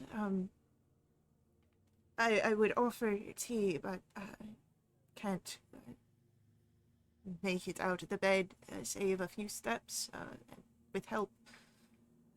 I raise my hand and I go, while Sarah's looking at you, can I make you tea? Oh, you don't need to worry about me. And she'll No, motion. There's a cup next to her, but you can tell that it is probably long since gone cold. yeah, I go, no, please let me help. And I move slowly and gently so not to stress her out. But Yeah. I go and try to go ahead and warm up her tea. Yeah, totally. I'll go and maybe pull up a stool or a chair. Now, Saga said that you injured your leg. Is that right? Yes. We were on the road, and I took a bit of a fall, and my leg's been bruised up, nasty some, and there was a scrape as well that's not quite healed right. Haven't been able to put much weight on it. Okay, would it be okay if I took a look? Now, I'm not a doctor of sorts. I know some things, and I've been able to help a good number of people around here in the outer city. You may have, I'm not bragging, but you may have heard of rumors of someone new helping. But I'd like to see what I can do, and I've agreed with, I've agreed to take a look, with your daughter's request. Well, if Saga says that you may be able to help, you're more than welcome to give us a try. Okay. Could I make a medicine check to determine whether a level 1 or level 2 spell slot would be more appropriate? Yeah. So I'll say, as she will move the blanket enough that you can get a look at the leg, go ahead, make me a medicine check here. A 15. 15. It definitely looks to see that there is some sort of infection in the wound, perhaps some sort of sickness that has begun to develop. Anything that is a restorative spellcasting might be able to help here, but definitely some low-level healing is going to at least set it on a way that is far beyond just the natural progression of healing. So do I get the sense that a level 1 cure, well, a cure wounds wouldn't be sufficient, that she would probably need some additional help? So the best course of action here would be is if you had a lesser restoration. But in place of that, any sort of healing is going to be better than just letting her on her own. Okay. Then I will go ahead and cast a level 1 cure wounds. Okay. I'm gonna roll the healing just for fun. Hell yeah. Immediately the bruising seems to go away. There's still a nasty looking scabbing from whatever scrape she had. It seems that there's still much more healing, perhaps due to that sickness that you had seen set into the wound, but it is very much on the way to being healed. It's weeks worth of healing condensed into a matter of moments. Okay. I think what I've done here, I've used some magic to help mend your leg. Perhaps if you, I will come back later in the week, but if you don't start feeling much better, or if you start feeling sicker or catch a fever, you may need to see an apothecary to help fight an infection that may have set in that we just can't see yet. But just listen to what your leg is telling you and do what you think is necessary. You see this woman, wide-eyed, mouth just sort of dropped open. Magic is commonplace, but perhaps she is of a existence where it's never really been directed towards her, and it's astounding to see firsthand just what can be drawn from the weave. She nods. Yeah, thank you. Is there anything that I can do for this? Just rest and take it easy, okay? Of course. Here, I'm gonna fluff your pillow. Can I make a sleight of hand check? Yeah. That's a 7. Saren slips something under her pillow as she does that. You've got a. There's a bit of a lump there. I don't mean to be picky. See if you can work it out. We're gonna leave. Okay. I bring a fresh tea, and I go, here you go, Thank you. no problem. Feel better. And remember, see the apothecary if you don't start to feel better, if you get a fever. Okay, bye. And Saren visibly leaves in a hurry. You know what's hilarious? Is that I was gonna have Magda fluff the pillows, and I was gonna go ahead and sneak in 5 gold, and leave it behind. You and I are way too similar, Brent. How do you know what Brett left? Yeah, you don't know.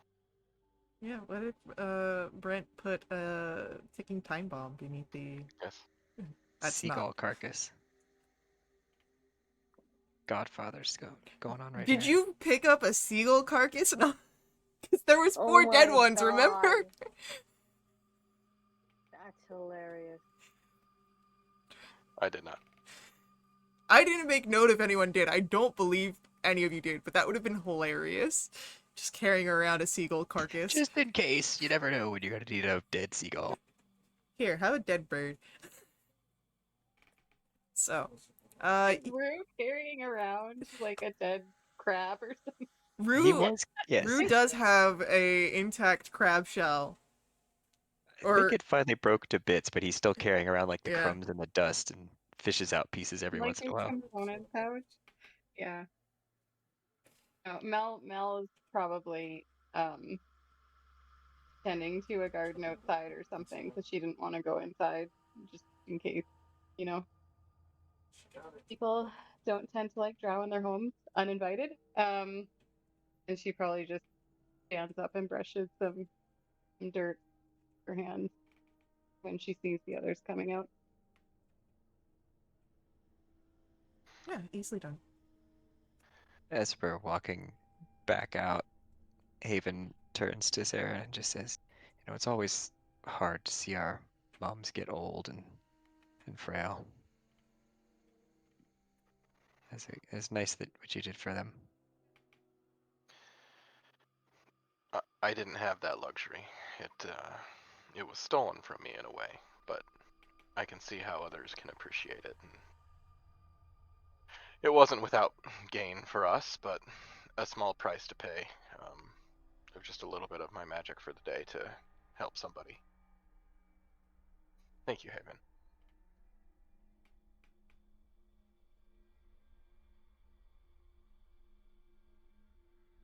We can head back to see Saga now. Hopefully, your new armor's ready. Refurbished is maybe the right word. We'll head back to Saga's shop then, Faye. Yeah, easily done. When you return, you see Saga once more at work. But this time it is obviously on the bits of armor that has been purchased. She looks up. Just a few more touches. Very well. And then Saren will go into what he prescribed for her mother to do and what to be on the lookout for as she finishes. Doctor's orders. Making it very clear again, he's not a doctor, he just kind of knows some stuff. Well, you've done more than what other people have. So, thank you. Of course.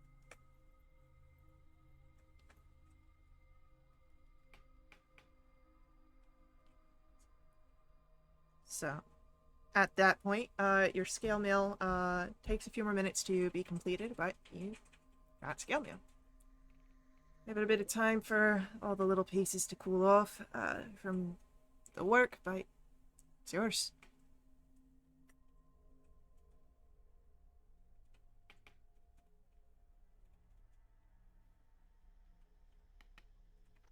Fine craftsmanship. Thank you. Thank you, Saga.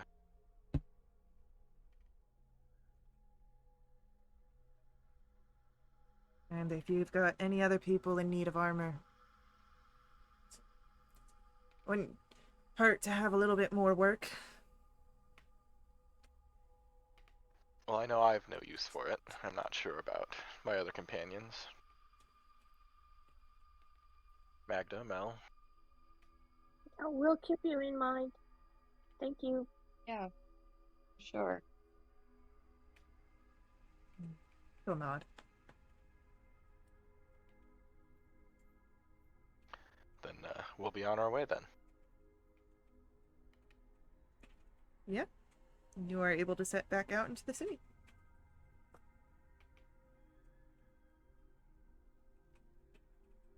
Side quest complete.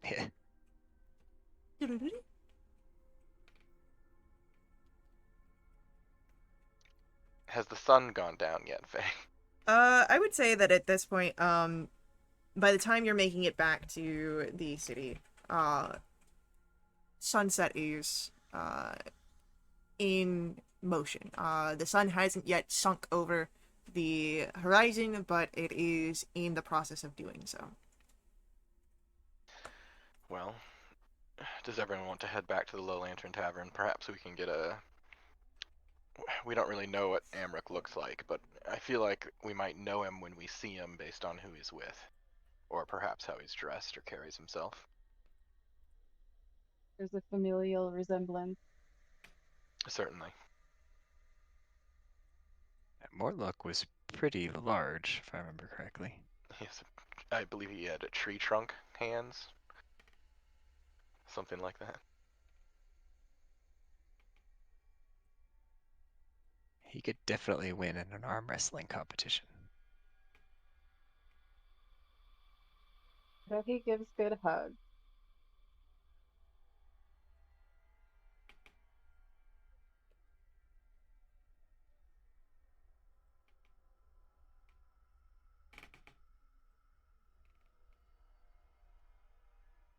When we're nearing the Low Lantern Tavern, before they go in, Mel's gonna duck into a dark alley and cast Disguise Self on herself.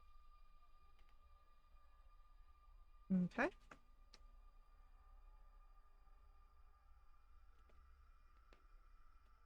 Does Mel just rejoin the group as we're walking?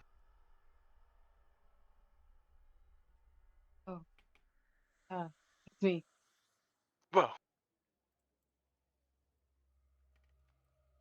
Well, that's a pretty Mel currently trick. looks like a. Thanks, I just learned it. Mel is gonna look like a very pale human woman with long dark hair, kind of like when Ursula pretends to be a human in The Little Mermaid.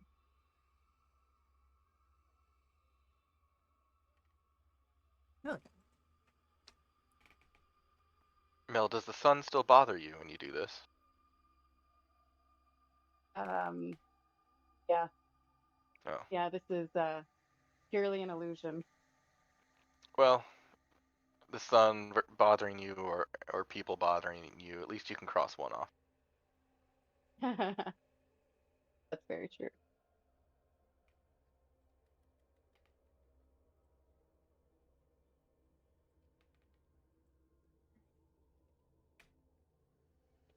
Just setting up the map. Mel, do people here give you trouble because of your ancestry? No, no. I mean, if it's like a new people and they kind of look at me, but most of the times I try to stay out of, So no. That's good. How about you, Mel? Uh, Certainly occasionally. Um, Maybe a little bit more often than I'd like sometimes. Um, it depends where I'm at. That makes sense. Haven, I know three of us have Elvis descent, but we probably look extremely different.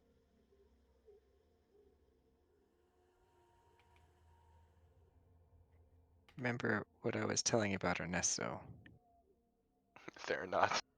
Yeah, he had a problem with the way I looked. That's unfortunate.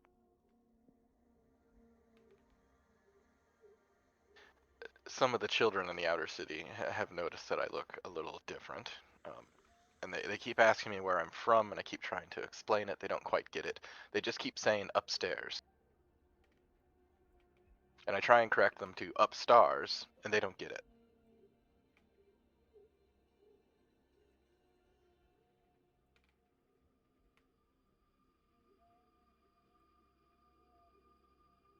I don't know if I get it either. Must be an accent thing. Well, no, I'm from up there, and Sarah just points up.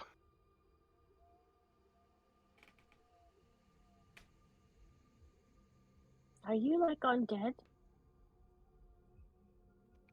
No, Oh, I hope not. well, when you set up there, I thought maybe like you went to heaven and you came back. Well, I guess that's not quite right, but it's just kind of different. You know the stars you see at night? Yep. Yes, up with the stars. You were up there with the stars? I was up there with the stars. Oh, Do you get it now? Up stars. that is so cool. But now I'm here. I mean, it does kind of sound like you're a pirate saying upstairs. Yeah, you're right. Maybe that's where the kids are getting confused. Yeah, I'm gonna stop saying. Or I could lean into it. We'll try. Maybe if we're ever on a pirate ship, I'll give it a try.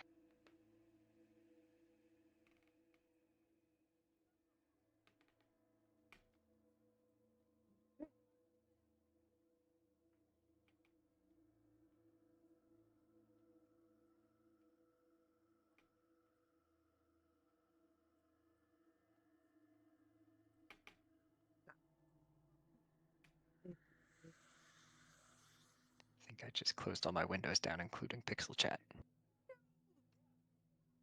You should be able to see now the situation. There's more people. I just threw the important people on here. As you move through, again, when you got back to the cities, the sun was starting to set. A storm is now moving in, causing a little bit more of mist to roll off of the waters, especially as you get to Low Lantern. You can see now that there is a sort of green glow through the mist in the area that you know the tavern to be. But we can now do...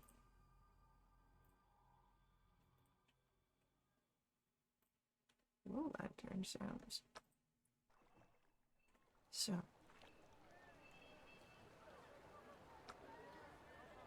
As you are... Oh, shoot. I didn't put them in here. I can do that real quick.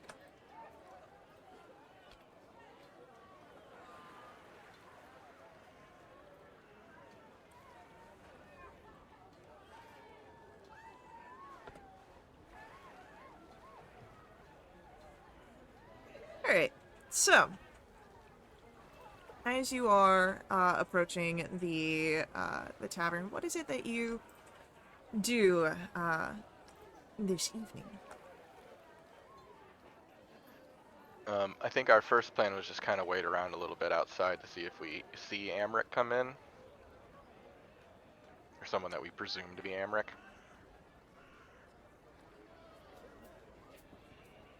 Alright, give me a perception check, and then, of course, how long you're willing to wait.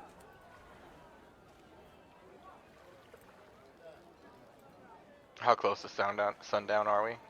It was sundown when you came back to the city, Okay. so, like, it was in the process of it, so it took some time to walk from where you were at the city gates to Low Lantern, so by this point, the sun has set. Okay, cool. I don't know, 30 minutes? Yeah, I don't want to wait any longer than that. Alright, there are people that come and go, stumbling in and out. No one seems to be a figure that you know as Amric, though. Or someone who looks like it might be Amric. Alright. Well, I suppose we should make our way inside then. Saren will move for the stairs. It's an inn. The action's on the inside. The party starts at sundown.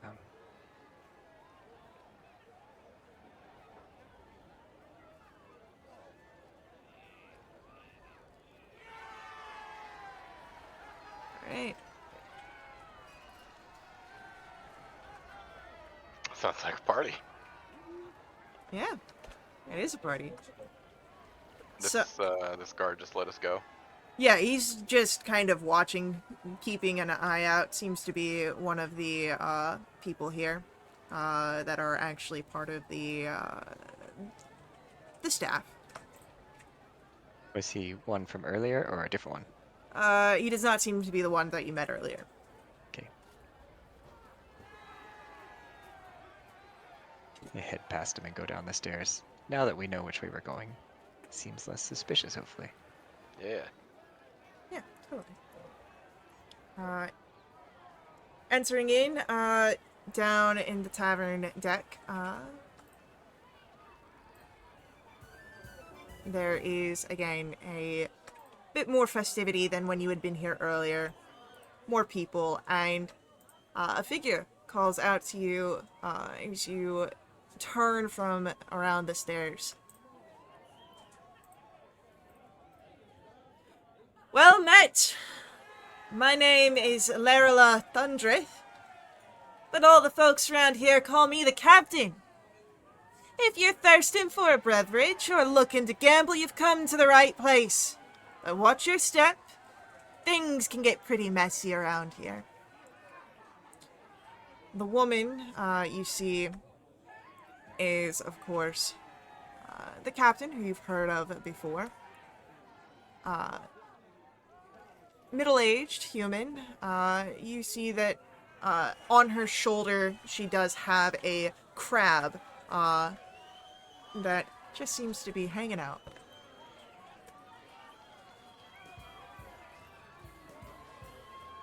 Amazing. Do I recognize the drow by any chance?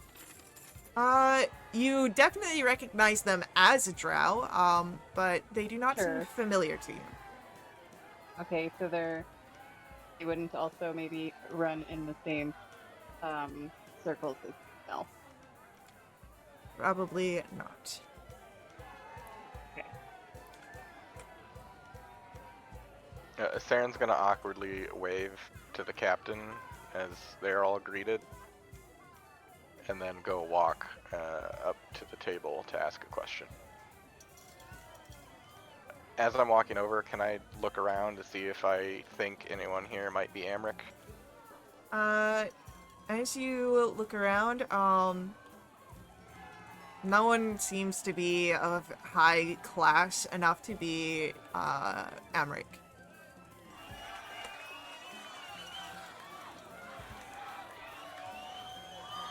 Thank you for such welcoming environment here, Captain. Hi, yeah. Welcome, environment. A fun one. So long as you keep to yourself, and if you don't, so long as you pay up. Very well. And do you greet everyone that comes through,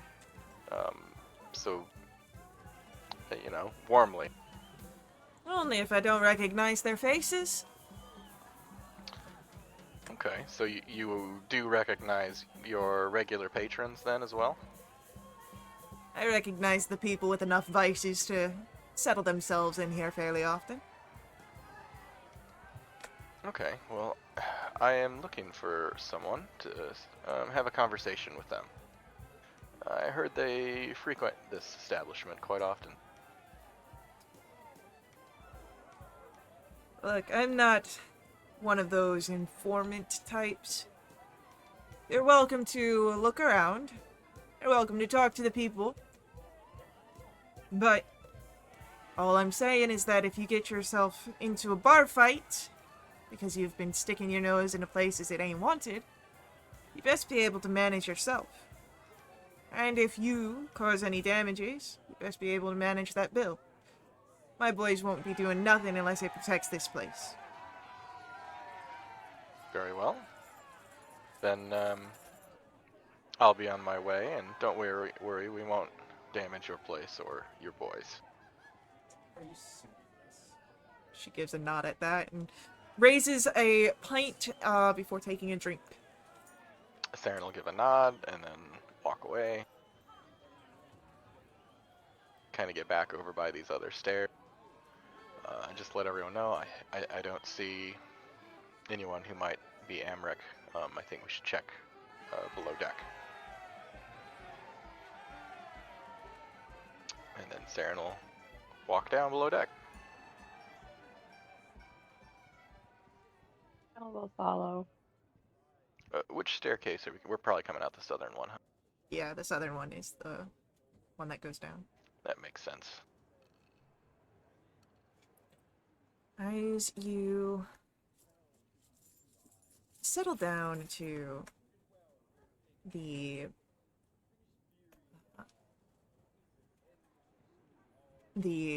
lounge deck, essentially.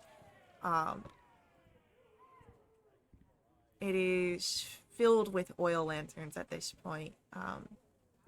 Couches, coffee tables. You're able to see three of Larelra's guards on duty, but at uh, but there doesn't seem to be terribly many patrons down here. You do notice some figures near the aft wall.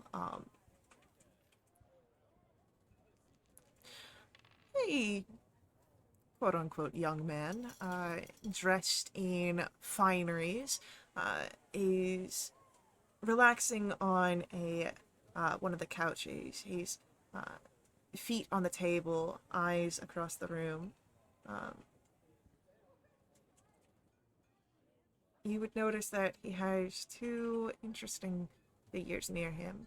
One, a guard, human, red hair, kept in a ponytail.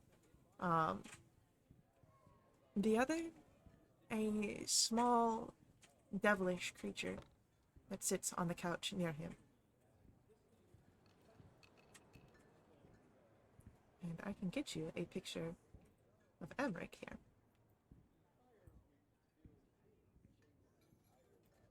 We're actually going to have this guy at the bar.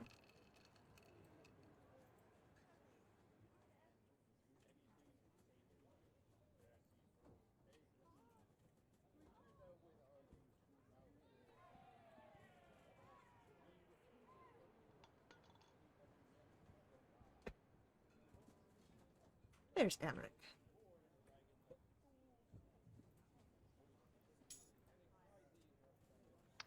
They must be half brothers. Damn. Which is fine. I just don't see it. Mel loves shade. You know that. There's a reason why Mortlock is the unfavored one. Man.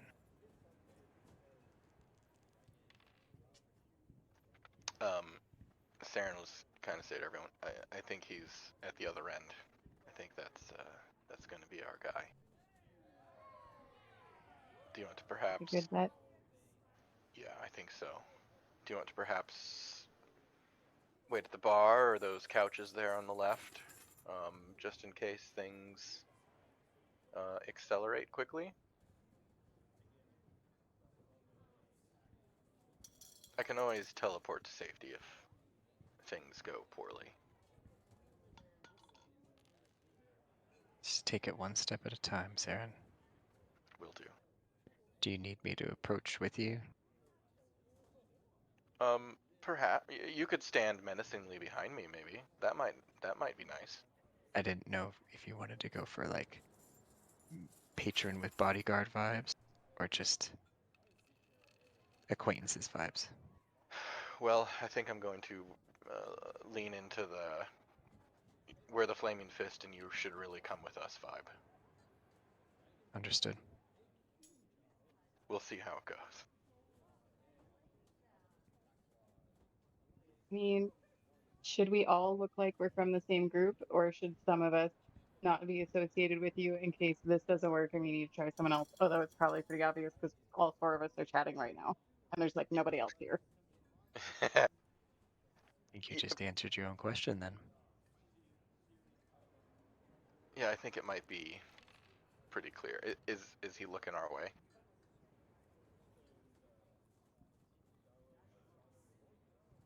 He's scanning the room. He does seem to have caught sight of your group, in a way that he is measuring you all up. It's not the first time I've been measured today. Elle's gonna catch that glance, and she's gonna measure him up.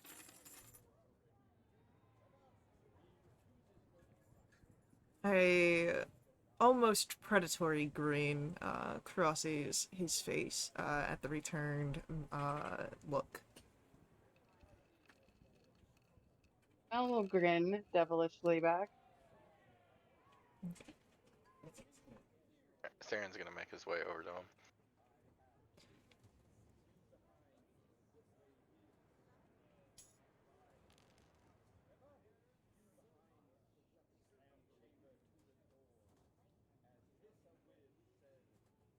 As you make your way over, still sort of lounging on the chair, or on the couch, he'll motion to the open, port side, couch. Well, take a seat, why don't you? Let's hear of what troubles you, how I can help. Why, thank you for the gracious invitation. And Saren will sit across from him. So, how deep do your debts run? Oh, no debts. But I myself might be here to collect.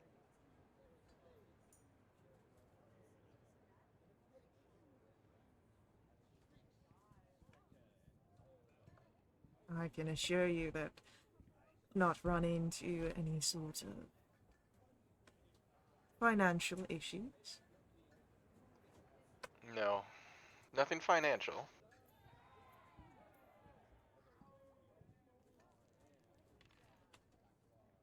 You can see a more calculating look enter his eyes as he takes you in and looks towards the others as well. But if you're not here to take out a loan, what brings you here? Well, simply you.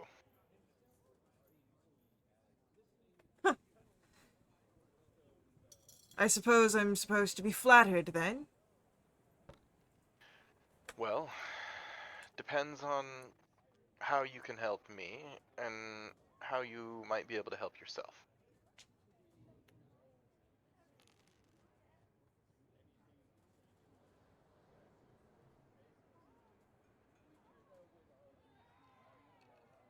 Let us, before we enter into business, call forth some drinks. And he, without leaving eye contact with you, raises one of his hands, a flick of fingers and wrists, but for anyone with eyes on the bar, would notice Kenku kind of nod and begin to pour out glasses of wine onto a tray to deliver over to where you all are seated. He pours enough wine for 4 figures.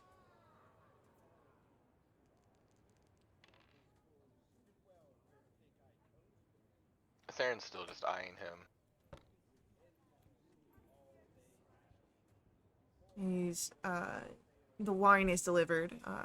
He'll reach down and grab a glass and motion for the other 3 of you nearby to partake as well. Please. It's rude to deny a gift. Wouldn't you say?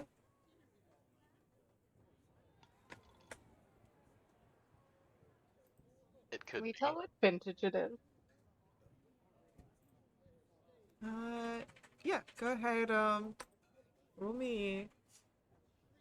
We'll make this a,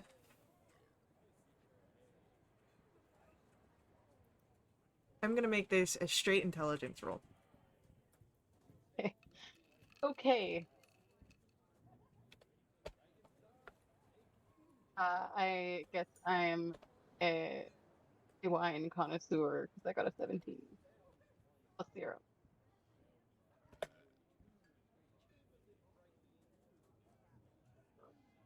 Okay.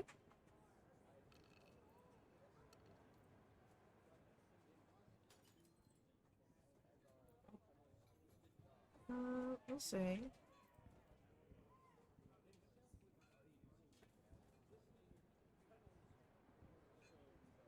That you've got.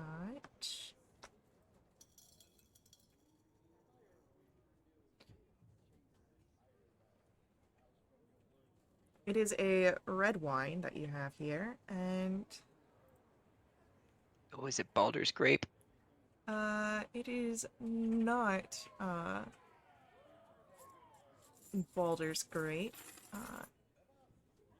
This is dragon blush. I'm looking at this.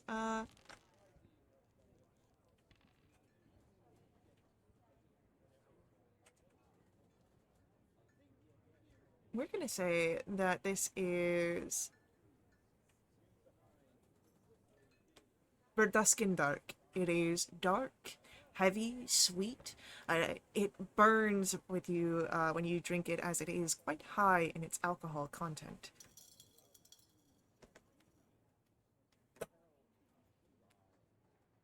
Am I impressed at this vintage? Is it expensive? It is one of the more expensive. It is not a cheap wine to say, but it is also not the highest quality of wine. Perhaps in the fact that you may not be, it seems to Amric, worth anything higher tier, but who knows? You are only in Low Lantern, and not, say, one of the upper city taverns.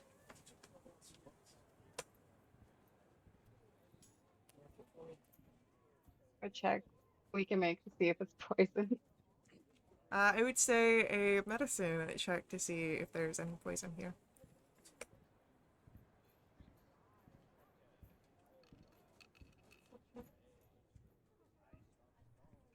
It seems to be wine.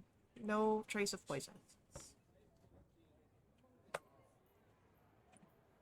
Mel makes a face like this will do, I guess, and then takes a sip.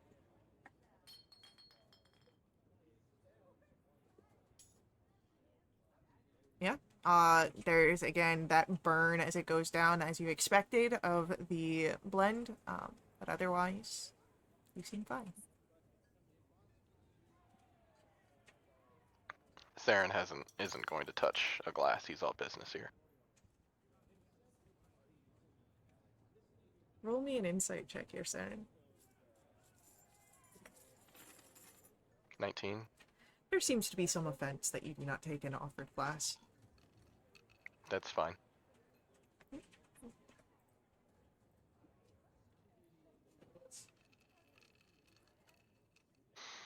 Now, I appreciate the niceties, but unfortunately that's not what we're here for. You are here to do some sort of business with myself. I'm merely offering you the way that I do business. If we're to have conversations, why not be somewhat genteel about it?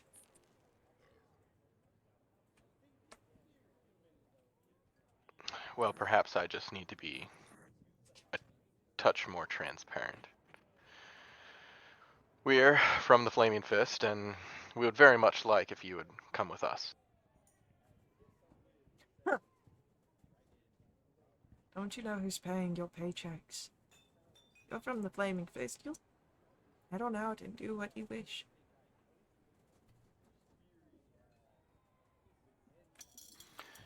Well, we've had a nice long conversation with your brother, Mortlock. There's a snort. He dares call himself brother? That scar-faced hulk's been consorting with the lowest of the low.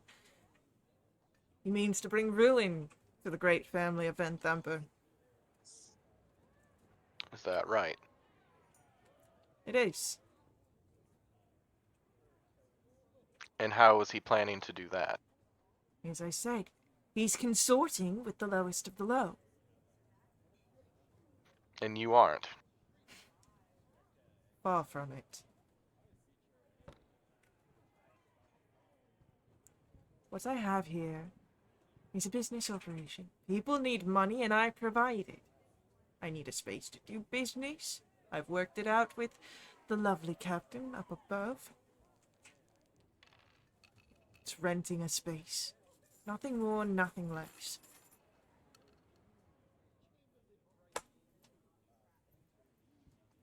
And nothing to do with your mother's plans for the city?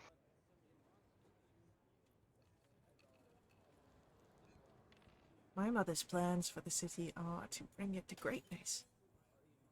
You'd be due well to remember that the power she wields is much more than you could ever dream of grasping.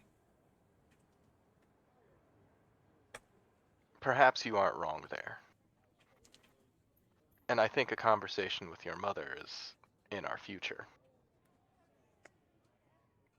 But we would still like you to choose to come with us for holding and some additional questions.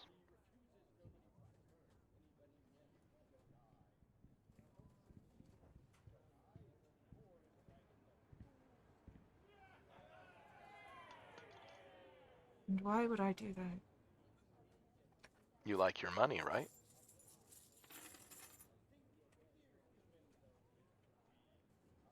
I do. Well, us individually, I'm not sure what sort of financial aspirations any of us have. But if other members of the Flaming Fist were to discover and learn more details about what you and your family are planning on, they might decide to come and plunder your money for themselves.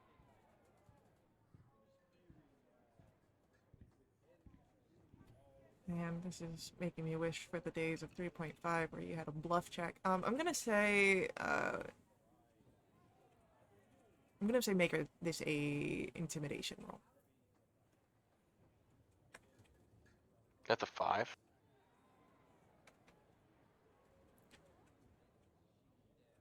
His eyes harden a little bit. He lets out a unamused chuckle. If the other Flaming Fist learn about what our family is doing,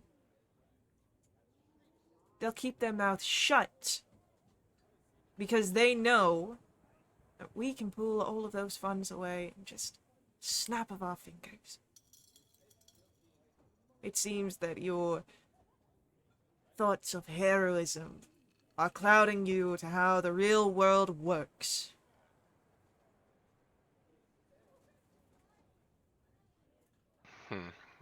My mother always did say, unironically, that my head was often in the stars. But the Flaming Fist will dismantle your financial economy here. They'll take it from you, they'll take it from your family, they'll take it from your mother and stop her. But you can choose to come with us and maybe hold on to a fragment of that if you cooperate. Mortlock did. Surely you aren't as... Surely you're smarter than he is.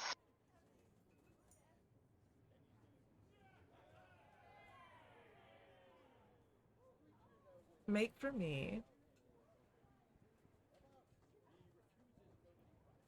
We'll make this a... I'm gonna make this another intimidation roll. Alright. Based on everything that you've said.